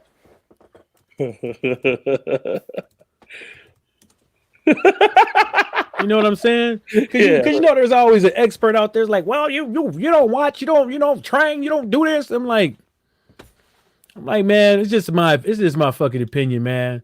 If the motherfucker lose, he loses. If he don't, he don't. Whoop-de-doo. The motherfucker was a reigning champ for fucking years. You know, he did his best. And he did his best and all that stuff. He ain't no punk. You know what I'm saying? Even though, you know, he had a little hiccup. But a lot of fighters out there had hiccups. This guy gonna say, Fury, Wilder, who you got? What do you think we got? Wilder all day, sucker. Wilder all day. Was that a trick question, Brooklyn? Well, Yeah. I didn't ask that. No, the dude in the chat. Oh, Yeah. oh, that trick question. Oh, come on. Yeah, he said Fury Wilder. I said we all got Wilder at Big Ted. I mean, do we each pick a round, or we're not doing that? I mean, we could pick a round just for shits and giggles to see who could get that motherfucker right. What do you Because think? you know, picking rounds is hard, but then picking rounds and how to stop a KO or TKO or a motherfucker didn't get out of a stool. Yeah. You know, hey man, that's a tough one. That's tough as hell. What do you think, Mike? Man, I say I'm gonna give it the eighth. Okay. What about you, Brooks? I'm saying between 4 and 6. I'm gonna say 4. Yeah, I'll meet you in the middle with that one. I'm saying 5. Saying 5 because you know. Hold up. You said the middle of 5? No, I said meet you in the middle with that one. He I'm about to say, nigga, you can't pick the middle of a round. the 2 minute, watch it, the 1:30 mark of the 5th round. Some of these, I know if we ask laws, I change my VPN sometimes so I can see betting odds over there. You can actually pick the minute. Hold up. Let me get my cigarettes. Y'all go ahead and cook. Yeah, you can actually pick the minute on some of these. That's pretty cool. But I think my thing with this fight, I think Wilder has him figured out. You know, I think this herky-jerky stuff will only get him away for so long. Yeah. Because when Wilder relaxed, he was able to, instead of loading up and doing whatever he was doing, once he relaxed and just signed him, he got him. I think he's definitely got him this time. And, you know, if it happens early, he's not going to let him off the hook. I think he got slow up his attack. Like I remember when in the 12th round the guy was down, he just started, winning again. But Tyrone, what was we saying before I left? Go get these cigarettes? Well, I was saying? No, what was you saying? Oh, yeah, I was saying I think Wilder hasn't figured out. Hasn't pretty much figured out. I think all he has to do is make sure to time him and relax this time. Well, he don't really necessarily have to time him. He gotta. There's one thing I always notice about boxing that fucks up a lot of people is when you fuck up their timing. When you get off before they do. And I see it time and time again. Say again? No, I said no. You that's an excellent point. And I see it all the time. But you know me. I be forgetting to say shit because I just ain't got it. You get hit in the head too many times. You would see it. And I'll tell you something about that. There's actually somebody said something that you can't replay the brain. That's actually false. It's actually false, and there's later on I get into that. You can't retrain the brain. Repair damage. You actually can. Yes, that's true. Like stroke patients. Because Joe Namath has been doing hyperbaric chamber dives, and he said that's actually and he's not stuttering. Yeah, you notice that shit, and you see all the concussions he fucking have. He said it actually helped, and that one NFL player that retired, and he was getting NFL money a month. Was that the one from the Ravens? He actually had one of those. He actually had one of those bought personally for him for his home by the NFL Player Association, whatever who does the money for the yearly amount you get, like O.J. Simpson retired. Yeah. And instead of getting that, he just pocketed the money and made a whole racket with a whole bunch of other players. But that thing actually is proven to help you actually repair your brain back. But anyways, it's like, when you see Tyson Fury doing all that herky jerky shit, you gotta throw that jab. You gotta throw that jab and move. Every time when you see him do it, throw that jab and move. If get him off his game plan. If anything, just make sure that he's moving. Because if he wants to come up in there at 270 pounds and have to move for let's say 5-6 rounds, if he has to move for 12-6 rounds like he never had 5 to 6 rounds like he never has before in the match, carrying that 270 pounds, he's not going to last. Yeah, that's open season. I've seen some of the shout out by the way to PBC YouTube channel, man. Only gripe I have about the Open Camp Part 1 and 2 is really just the announcer. I'm more of a fan of the All Access people who do the voice, but that's something really petty. But anyway, it was great. But I saw Fury in there. He still looks really flabby and stuff. He's always gonna look flabby, but this time he looked it does seem like he's putting on some weight for this fight.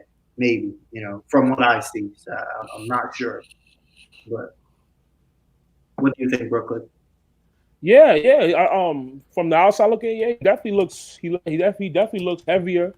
Definitely looks heavier and shit. You know what I'm saying? But I don't know. I think that's a bad strategy Yeah, because I thought the first fight he was in excellent shape. He was in excellent shape the first fight, and he was and he had the gas going for all 12 rounds. He had the motor. He had the gas. Like all everything was revving in that fight from a physical standpoint. And then it just goes to show you that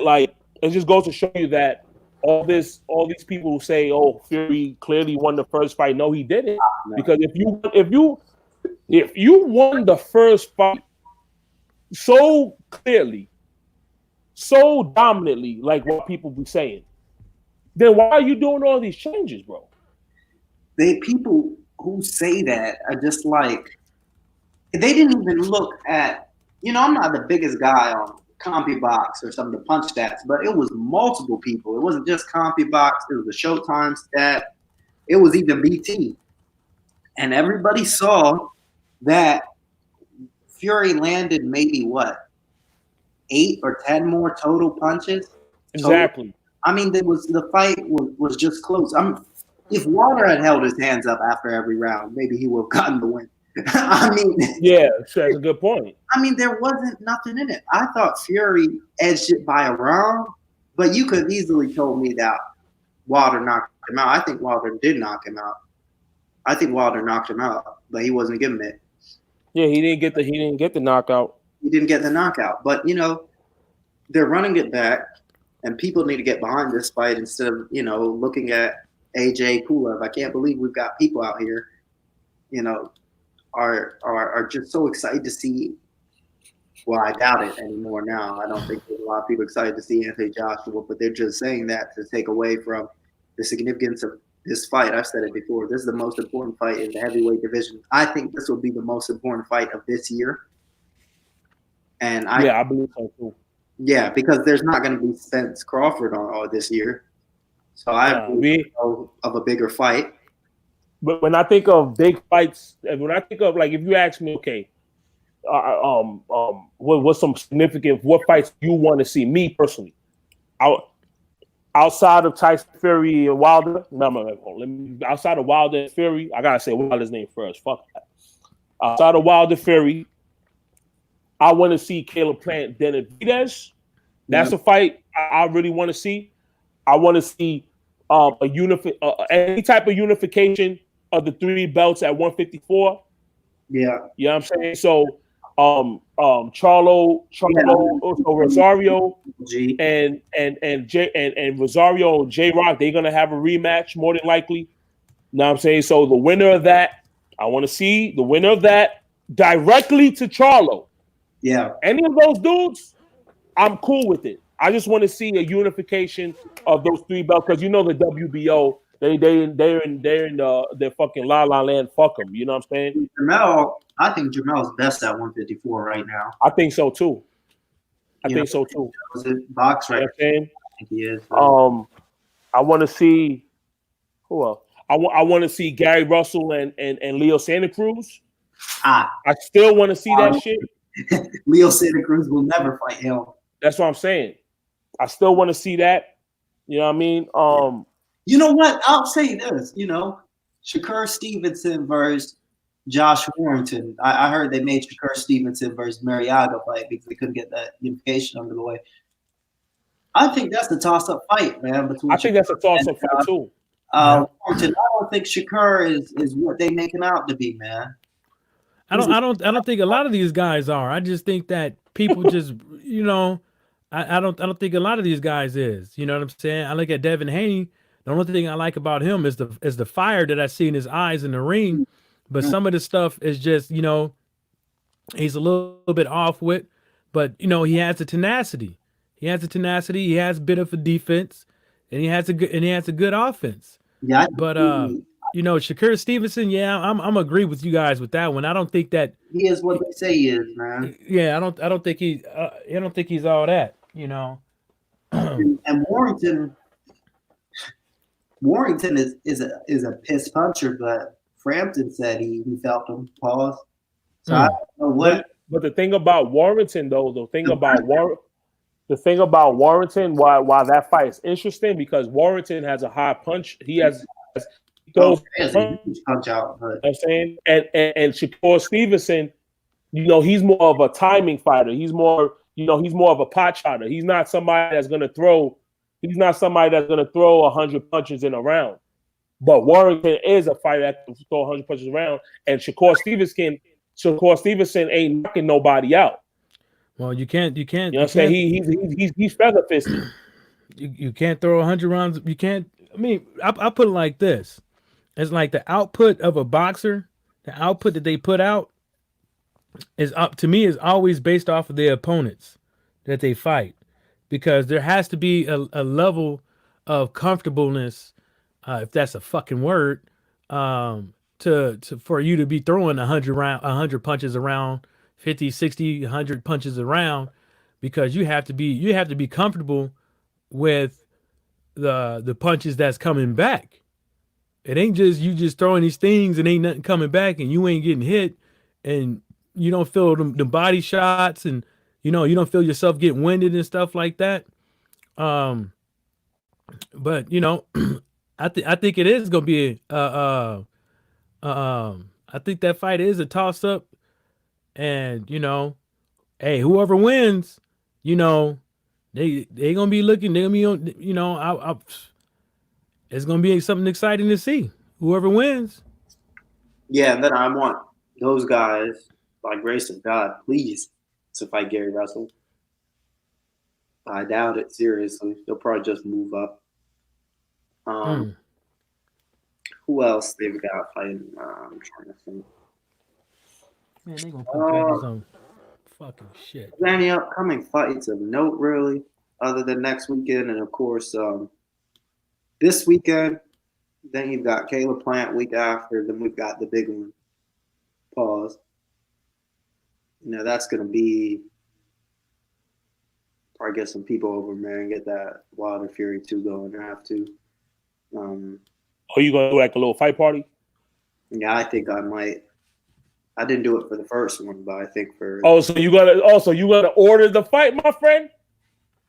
I might order the fight. Ain't gonna be no goddamn Mike. You gonna order that goddamn fight, boy. You gotta order the fight, man. I'm gonna tell on your ass. You stream that shit, I'm gonna tell on your ass. I'm broke. I'm gonna tell your internet service provider. I'm be like, he over there streaming this shit right now. Yeah, we snitching, bro. Get him. Get him. Here's his IP address. Calling the police, dog. Nah, man. I understand where you coming from, bro. Like, it's $75 for each of these pay-per-views. I mean, me personally, bro, like my main thing is like I'm just so much of a supporter of Wilder, bro. I've supported Mayweather, his events, bro. I'm gonna support Mayweather. I'm definitely supporting Wilder. You know what I'm saying? Because personally, I'm more of a fan of Wilder. I'm 100 times more of a fan of Wilder than I am of Mayweather. Yeah, definitely. So he's getting my support. You know what I'm saying? Whether I order the pay-per-view, whether I go to the movies, like the last fight I went to the movie, the theaters and shit. I'm supporting that. I'm supporting that guy, man. It's just the significance of this fight. Like I just can't believe even haters on the other side don't want to get behind this fight. It's just so important for the division. Yeah. I don't get it. This is it right here, man. Whoever wins this fight is top of the leaderboard, and anybody else has to, get in line, basically. Shit, you know what reminds me of a motherfuckers to buy this fight? Debo, I ain't trying to get involved with you. Oh, you gonna get involved, or I'm gonna knock your ass out. Debo, I ain't trying to get involved with your shit. Oh, you gonna get involved, or I'm gonna knock your ass out. So when he beats him, this February, what does he do after? I mean, who? Wilder. I mean, after I would like to see, after Wilder knocks out Fury, you know what I'm saying? after he knocks out Fury, then shit, man. I want to see motherfucking Wilder. I mean, Wilder and Joshua. But you know, that side, you know, they play in the waiting game because they still feel Wilder's a threat. You know what I'm saying? So if that fight doesn't happen, I want to see Dylan White get in touch with that right hand.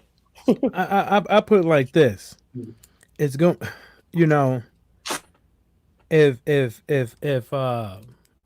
Fury gets knocked out in devastating fashion, he's not going to take the next fight in 3 months. That's what I'm saying. Yeah, I don't think he'd take the next fight in 6 months, maybe 6 months. But I don't think. But if it's devastating, like if he has to sit up there and take all them shots that Ortiz had to take before he went down, and the other knockdown, I don't see no 3 months and you coming back fighting. he could go face first. You know, I no. What I'm saying is that level of punishment. Yeah. I don't think that he would take that Immediately. in 3 months. I don't think that's healthy. I don't think you can get cleared. I think it's gonna be I think it'd be hard to be cleared because, you know, everybody knows that it's visual that, hey man, you got rocked before you got put to sleep and your motor skills is all over the place, and they give you the CAT scans or MRIs, you know what I'm saying, to make sure that you're cool to good to go. Then you got to go back to the hospital. Then you got to get evaluated because remember that one dude. He couldn't get that license in enough. He almost missed out on his license for not submitting his paperwork. Remember that, and they had to expedite that shit.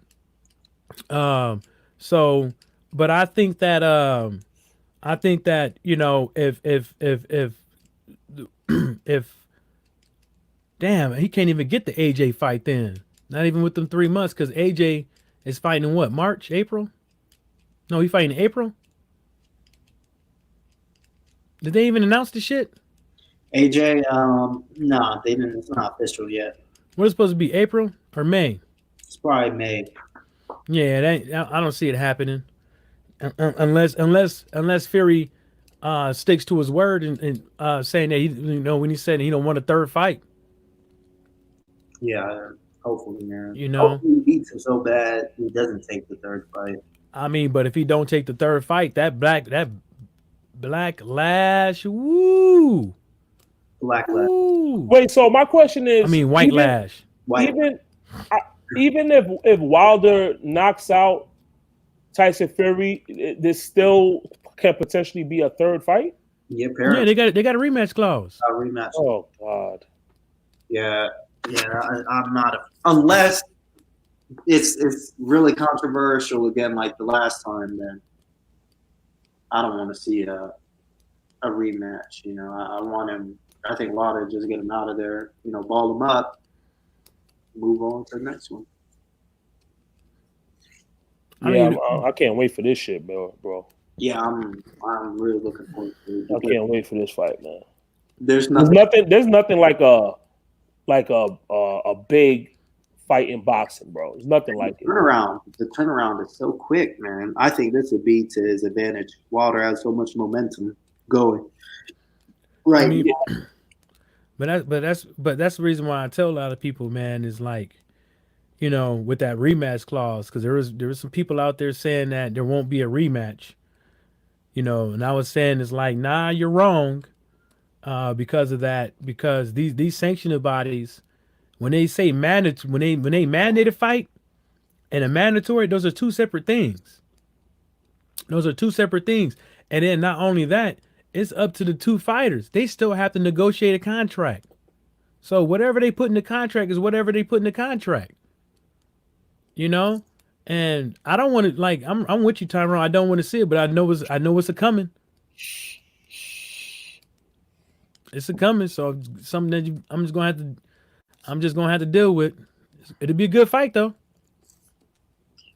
Yeah, but then again, like, I was thinking, like, say he beats him so bad that he doesn't take the rematch.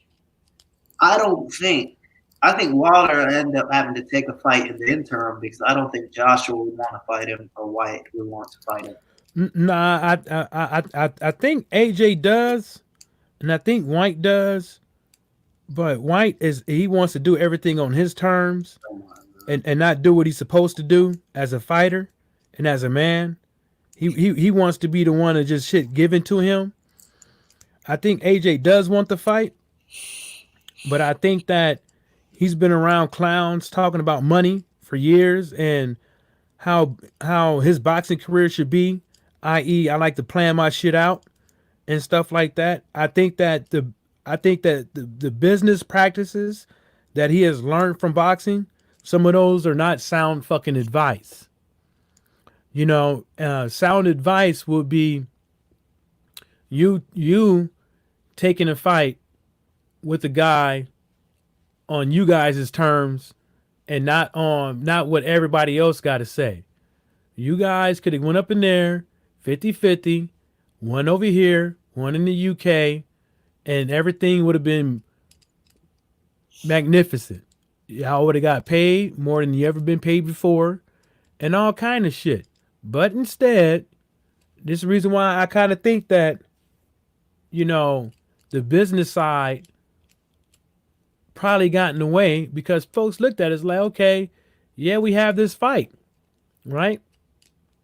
And then when you look at all the pieces on the board, then you look at where his boxing has been going to, and then you look at the status of boxing right now, as far as fans and stuff like that, and then you look at all the other guys below those 3-4 dudes, maybe 5 guys in the heavyweight division. Start looking back behind them. He's like, damn, who back there? Who back there ain't fought that's worth a damn? And so now, now you're gonna be back to square one if you're Wilder, and people are gonna be questioning your level of opponents and stuff like that because they ain't fought nobody. Why should they get this and why should they get that and stuff like that? I think that if Wilder doesn't take too much damage, I think that he should make a statement, and I think the statement should be is make a white fight at least at minimum 3 months after the fight, or 4 months. Take a month off or a couple weeks off. Get back into training camp, nice and easy, like, you know, slow and ramp it up, you know, and get rid of Dillian White. Get rid of his bitch ass. And then if the big dosser Tyson Fury wants to get his rematch, give it to him back again, and then go fight that big feminine. Man, I swear, bro. I want to see Dylan White's. I've said it, I'm gonna keep saying this, bro. I really want to see how Dylan White's body reacts when he gets touched with that right hand, bro. Just the tip. Just the tip of it, bro. You know what I'm saying? I want to see how he fucking reacts and shit, bro. Like I think when Wilder knocks him out, bro, he's gonna get the. I think I can see Dylan White get the chicken dance, Lakovic treatment. Man, I want to see that shit, bro. On the ground, rocking his hands away, thinking he's still in the fight. If that happens, that'll be my new avatar. Yeah, man. I mean, something's gonna happen to him anyway. That'll be my new avatar, and anything that happens to him. I won't be surprised if he popped. He's gonna pop after he loses. Right in the ring. Yeah, because when with Dylan White, I can just see him tiring out very fast. Because see, one thing that people forget, because Deontay Wilder's right hand is so extraordinary, it's so devastating. Yeah, his right hand is so devastating.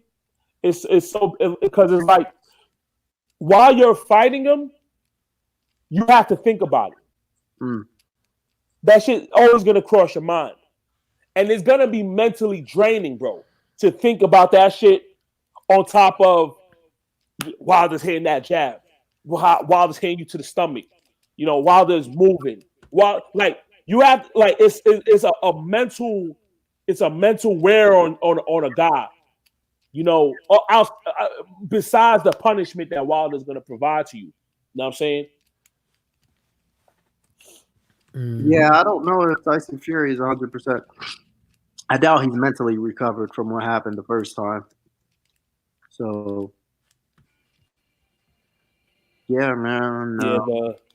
Anything else you guys want to talk about before I get off here?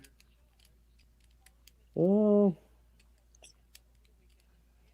don't know. I mean, looking forward to Gary Russell. You know what I'm saying?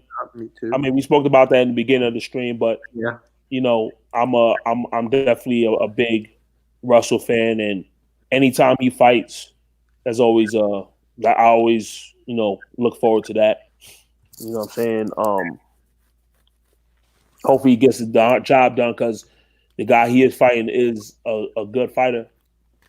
He is fighting a good fighter. You know what I'm saying? I know a lot of people, will probably try to crap on, Russell and shit because a lot of these boxing fans out here, the way a lot of these boxing fans are is like, if they like a guy, they'll diminish the guy that's coming after them type of shit. You know what I'm saying? So a lot of people are Gervonta Davis fans, and they see how and they see the shit that Russell says about Gary Russell. I mean, they see the shit Russell says about Gervonta. So that makes them, feel a certain way. It's really pussy shit when you think about it. You know what I'm saying? It's really pussy shit when you think about it. But I've said this before. These guys in this society, bro, are a bunch of pussies out here. You know what I'm saying? But I'm looking forward to Gary Russell. Yeah. And I'm looking forward to Gary Russell and going back to Ugas, because I was thinking about him yesterday, man. That's a good ass fighter right there, bro. I don't give a fuck about his 4 losses. That is a damn good fighter. Yeah, I think that's a damn good fighter, bro. Like people are gonna discredit him. Oh, he has 4 losses and all this shit. 3 of them losses were split decisions, bro. Come on, stop it. You know what I'm saying? Ain't nobody, and even like I heard somebody. I didn't see the fight with him and what's his name? And Amir Imam, but I think I heard somebody say they thought Ugas won. You know what I'm saying? So I mean, did you see that fight, Tyrone? Nah. It was definitely Imam's night. Yeah, definitely. Okay. Rounder. Yeah, he won that. Yeah, I mean, that's cool. You know what I'm saying? I thought he beat coming at that point, so it wasn't like he lost to nobody. Imam was supposed to be the next big thing. Yeah, he was supposed to be. Yeah, he's a disappointment. You know what I'm saying? He's an underachiever for sure. I'm not gonna say underachiever. It's just his nickname is the Ring Master or some shit, but ain't nothing. But no offense, but it's not really nothing masterful about him. Like when I think of Amir Imam, he's a good guy. He had decent pop, good athletic ability. You know what I mean? He got decent skills and shit, but he ain't no fucking master, bro. Like stop it. Yeah. You know what I'm saying? Yeah, but Ugas, bro, that's a bad motherfucker, bro. And if Terrence Crawford, I think Top Rank and Terrence Crawford, his team, they need to contact Dennis Ugas and try to make that fight. If they make that fight, I will be a very happy guy because that's a man. Dennis Ugas, because I wouldn't be surprised if he beats him. I can see Dennis Ugas giving Terrence Crawford issues. Mm. You know what I'm saying? Because at the end of the day, as much as we do these little pound for pound lists and shit like that, as much as we want to gloat about these fighters, all these guys are beatable. Yeah, of course. All these guys are beatable. You know what I'm saying? Terrence Crawford, I could see that fight being a situation where, like, at the end, people thinks that Ugas won. You know what I'm saying? I don't see Ugas knocking out Terrence Crawford. I don't see Terrence Crawford knocking out Ugas.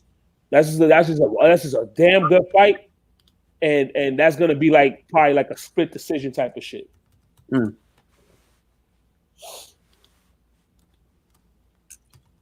Yeah, All right, man. I think I'm gonna get off here. Y'all go subscribe to Brooklyn Child Boxing, man. There's amazing stuff. Go subscribe to Mike, our resident investigator. Fact I'm over here looking up Javante Davis right now. Investigative reporter and shit. I'm over here looking up this motherfucker right now. This guy, man, everything he talks about is facts. Everything he says, he's gonna have a fact behind it. Man, this guy's This got county fucked up. Yeah, but this county's fucked up though because they got it to where you can only search for certain things. Don't worry, guys. Mike will find it. Whatever he's trying to find, he'll find it. They got so many things you can search for. Cause I just want to see who fouled it though. That's all. I just want to see, was it her that fouled it? Which should be stupid to foul that because, it's like one of those things. Like when all that money drying out, when she 18 years old, you ain't gonna get no more. So, but you ain't gonna get no more money. And then not only that is it's like one of those things, is that, I don't know who fouled it. I don't know if it was the state or if it was her. So if it was the state, I'm pretty sure to get thrown out. Pretty sure that somebody up over there is trying to make a name for themselves. So 'cause I think that this is very minuscule to what actually goes on when it comes to domestic violence. I think this was just a yoke up, which probably was a misunderstanding with the both of them, but I don't know that. Was he wrong for doing it? Of course he was wrong, but at the end of the day, no human beings were wounded. Nobody was hurt. So, unless he took her back there and put a switch into her. Yeah, I think, like I said, man, I think that's a non-issue, bro. And it's not worth. I mean, you're gonna talk about it because simply. I mean, you're gonna talk about it simply because it's Tank Davis and all this shit, bro. But if you ask me, man, that shit's a non-issue, bro. Like, come on, man. I've seen way worse, bro. Like, come on, man. Unfortunately, you know what I'm saying. I don't. Yeah. I'm not by no means am I my advocate for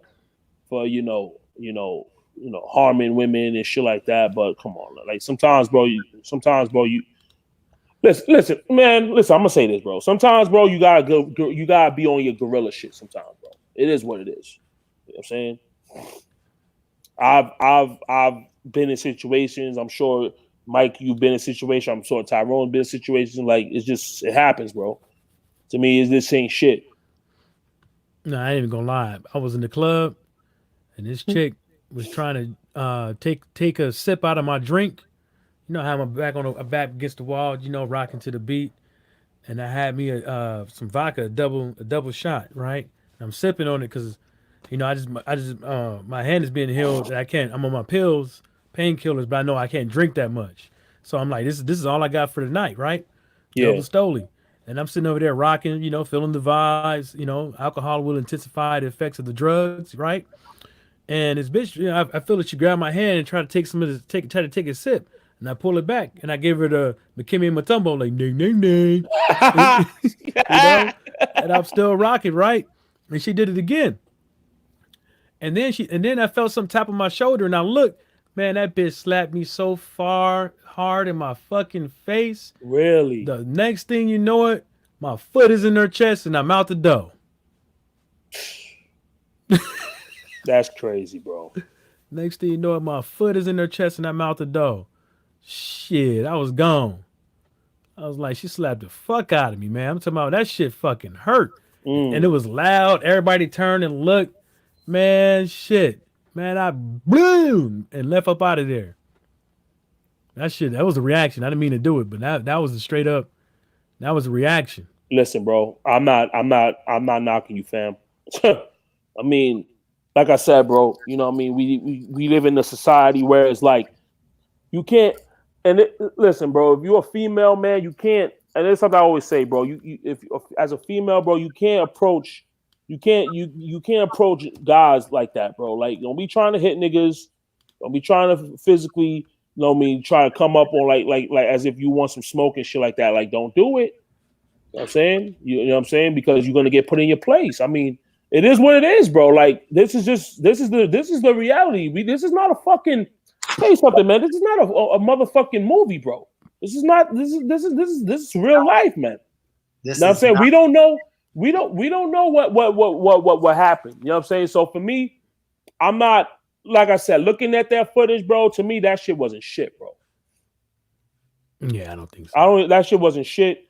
To me, that shouldn't be no domestic. Come on, domestic. Man, come on, man. That's like people making a big deal out of Demetrius Andrade getting caught with a pistol. I'm like, it was all legal until he had it in the bag. You fucking idiots. But that was just stupid on his part.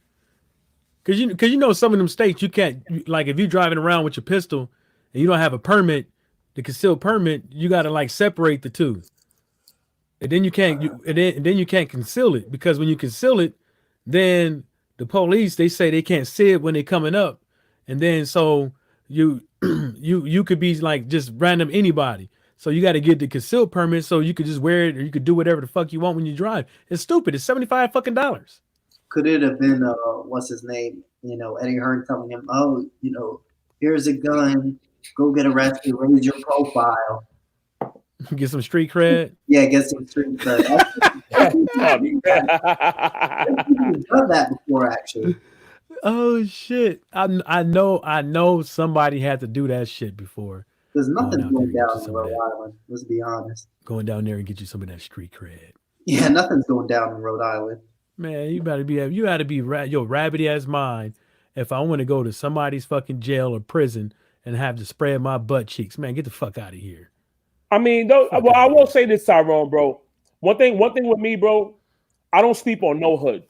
You know what I'm saying? Because that's what a lot of New Yorkers like. That's how a lot of New Yorkers are. One thing about a lot of New Yorkers, bro, especially dudes from Brooklyn and shit like that, they think, oh, New Yorkers, that's the hoodest of the hood and shit like that. No, my dude, I don't sleep. One thing, me, man, I don't sleep on no neighborhood, dude. That's why I don't give a fuck if I'm going to Beverly Hills. I'm keeping my head up and my eyes open. You know what I'm saying? That's just point blank and period. You're absolutely right, my friend. You know what I'm saying? I don't sleep on Postoli on everywhere I go. I don't sleep on no neighborhood. Because put it like this, man. So let me tell you how these bars over here, right? They don't check nobody fucking coming in. This could be after 11. This could be after 12. This could be after 1. They don't check. They don't pat nobody fucking down. You know how many times I bumped into somebody and felt the gun, or I seen a dude readjusting the gun, or take the gun out and then put it back in his thing while he drinking. I'm like, man, y'all ought to be out of your rabbity ass mind. If I'm gonna sit up over here and get in an argument with a dude and everybody got a pistol except me. You know what I'm saying? And then if they have a raid and you got a pistol and you've been drinking, you're fucked. You know what I'm saying? So I just be like, man, sometimes in life, yeah, it's best to just do what you got to do to protect yourself. And that will put you in compromising positions, i.e. taking your gun into a bar, going to a state or that don't allow weapons, but you ain't going to the most savory of neighborhoods.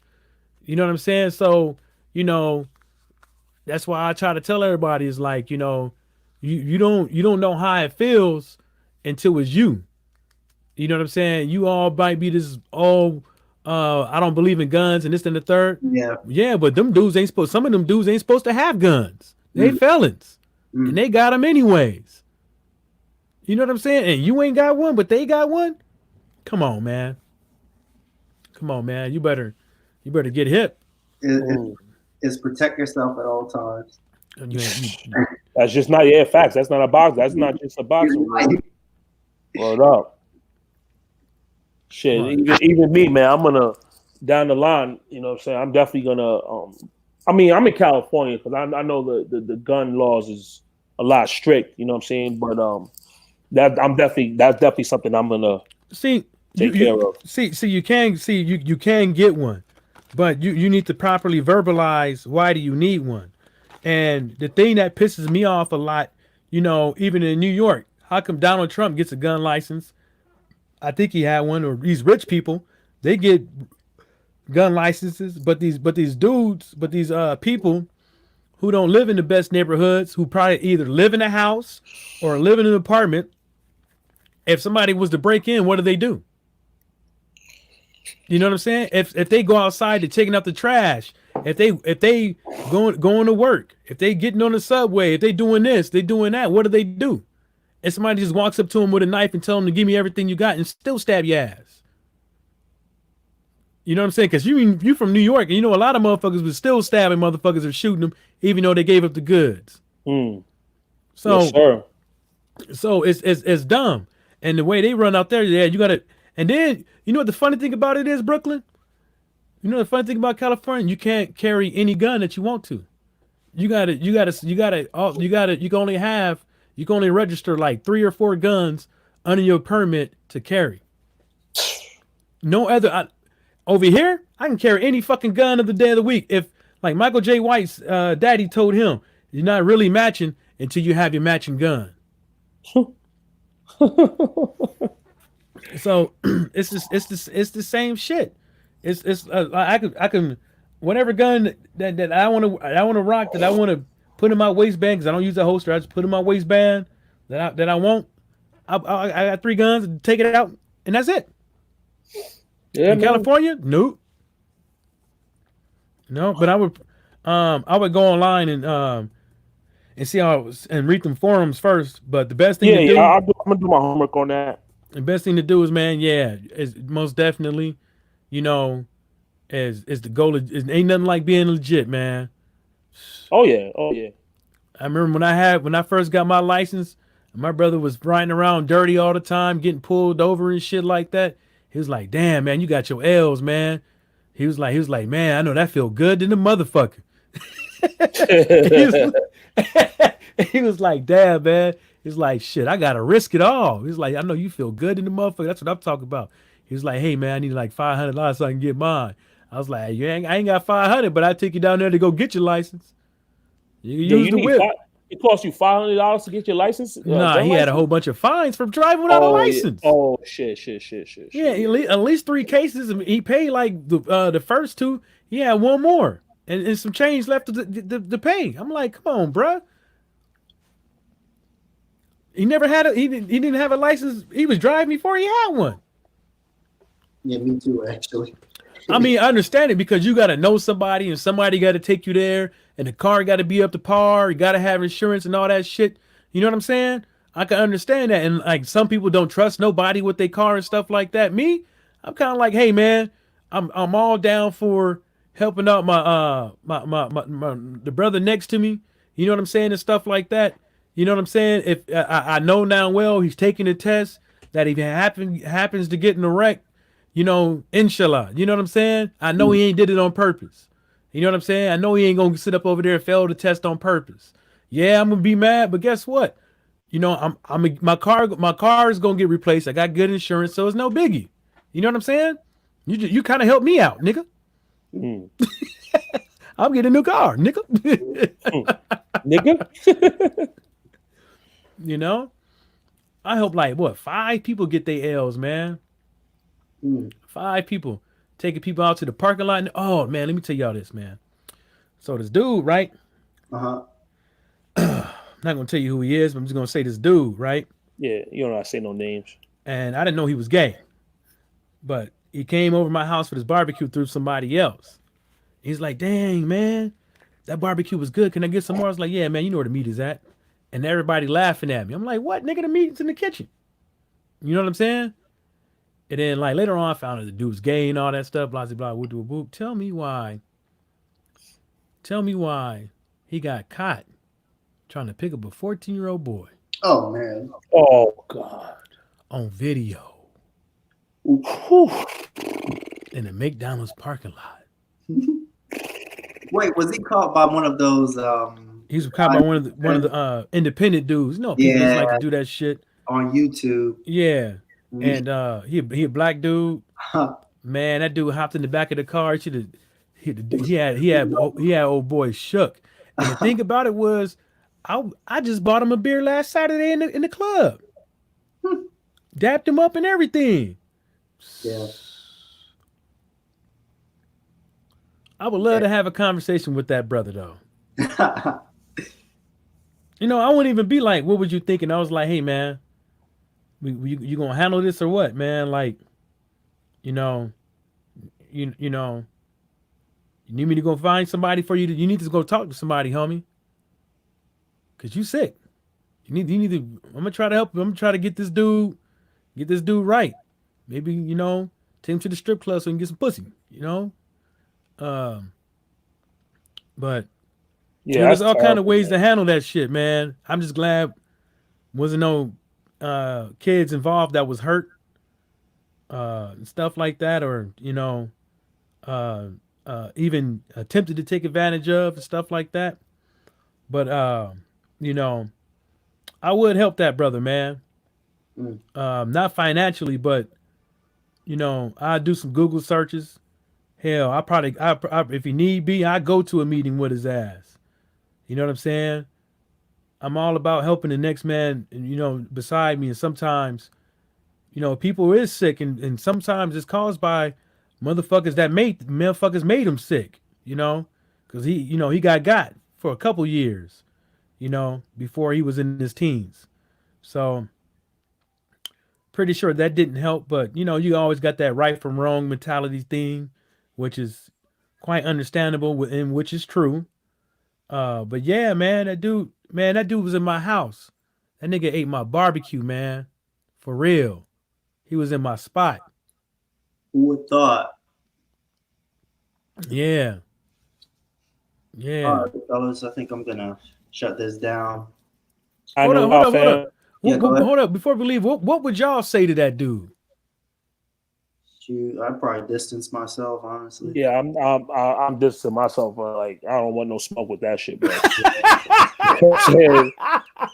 I'm like, cause nigga like me, bro. I have no problem distancing myself from people. So if somebody I knew committed that type of act, like, nah, I'm not gonna be like, I'm not gonna befriend you or like, nah. So I'm you done in my life, son.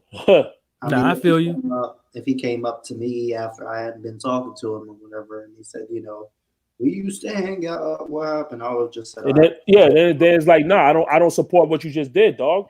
Like, if you come up to me, you ask me some questions, and like, nah, I don't subscribe to your actions. You know what I'm saying?